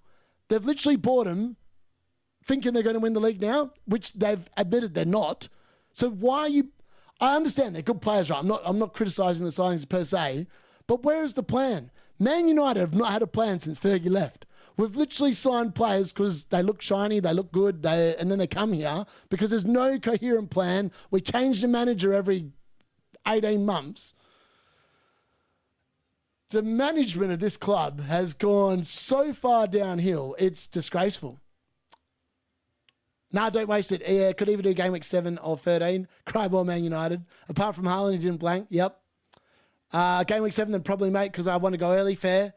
Can get rid of the Forest assets too. What's your team? Yes, D-Unit. How you doing, mate? It's been a bad week for the team. Really worried about Juve. West Ham looked awful. I didn't think West Ham looked awful, to be fair. Juve could easily have scored in the first half. It could have been a very different game if West Ham had scored first, Avi. So I wouldn't panic too much. Chelsea looked very flat today as well. West Ham will definitely be up to make amends next week at the London Stadium.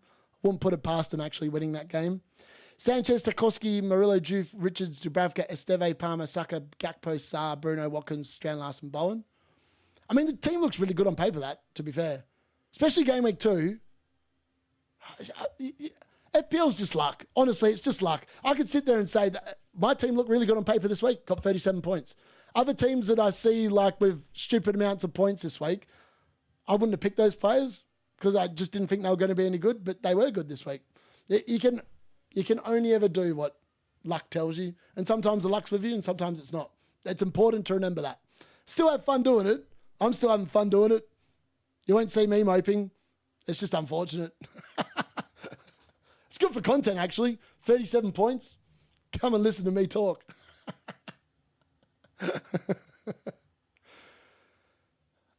Let's have a look. Sanchez Tarkowski was... Yeah, that's good, boy. I like it. An absolutely epic weekend of live streams, D-Unit. Thank you very much, Screaming for Vengeance. I hope you guys have enjoyed the live streams this week.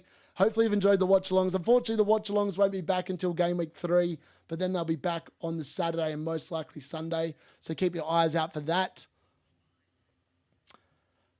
What's my team name? The Cards calls Trump Hall. And they do. The Cards calls actually have been a lot better than my decisions this week.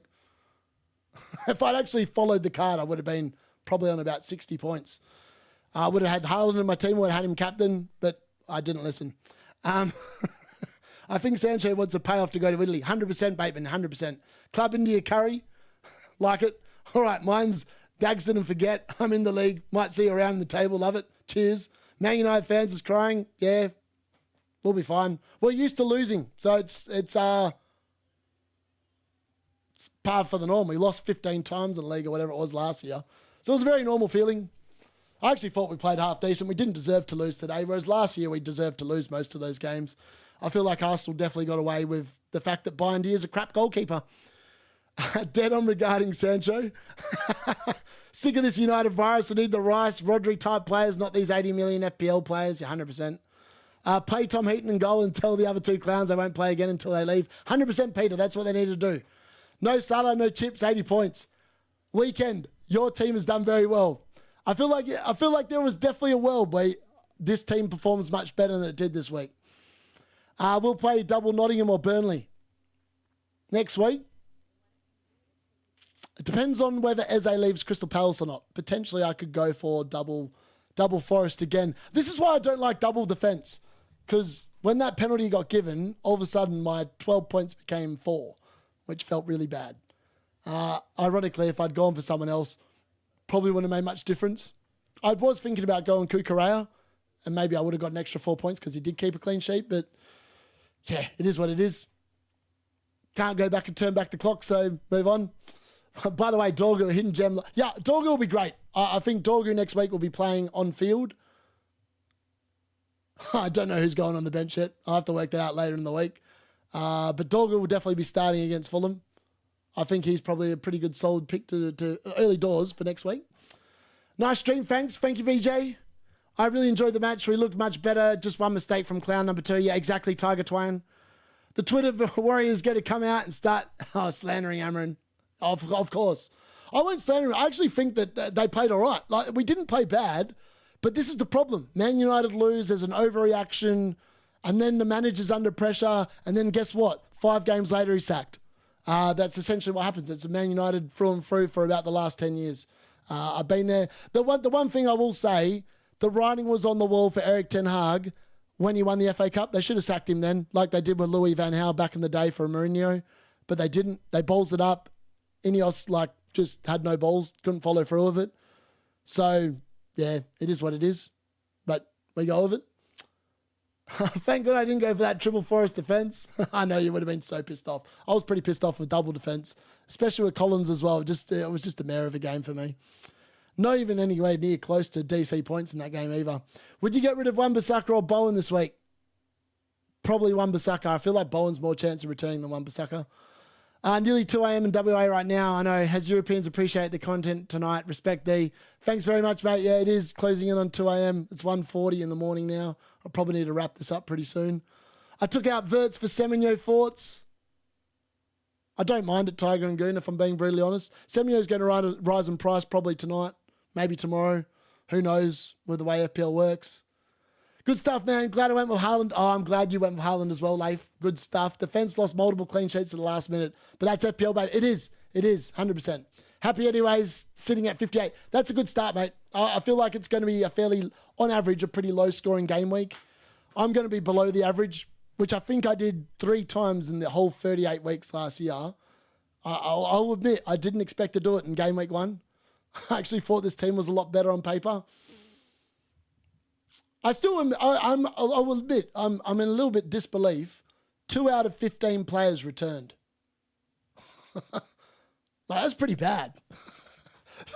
For thinking about it for 3 weeks and only get 2 players out of 15 return, it's just unlucky, isn't it? It's just unlucky.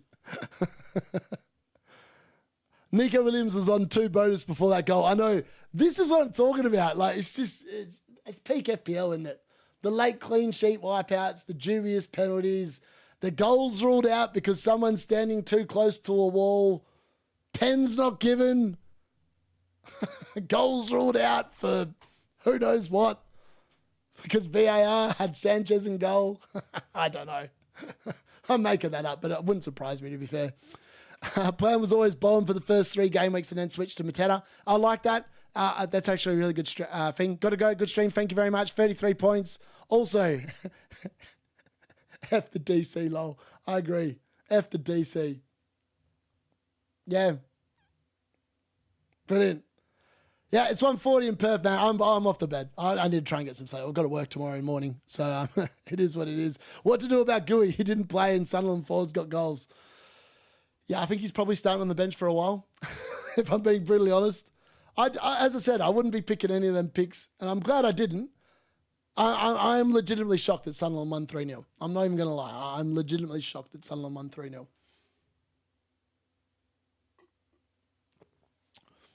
Anyways, that's it. Thank you very much for joining. Thanks for joining the stream. It's been a pleasure. Even though my game week has been absolutely horrible, I've still had a great time. The chat's been incredible. Thank you very much for getting involved. I do appreciate the community, and I appreciate you guys actually joining and listening into me. And hopefully you'll be back next week for the deadline stream, and hopefully you'll watch my videos this week. It's going to be me just... I feel like tomorrow's video might be just me ranting about how bad my team's been. But no, it won't be.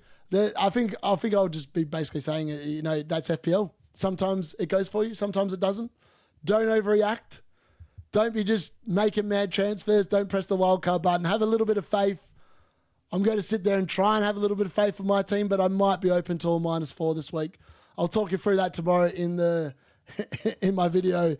And yeah, again, thanks very much. Appreciate it. I'll see you guys during the week. Make sure, again,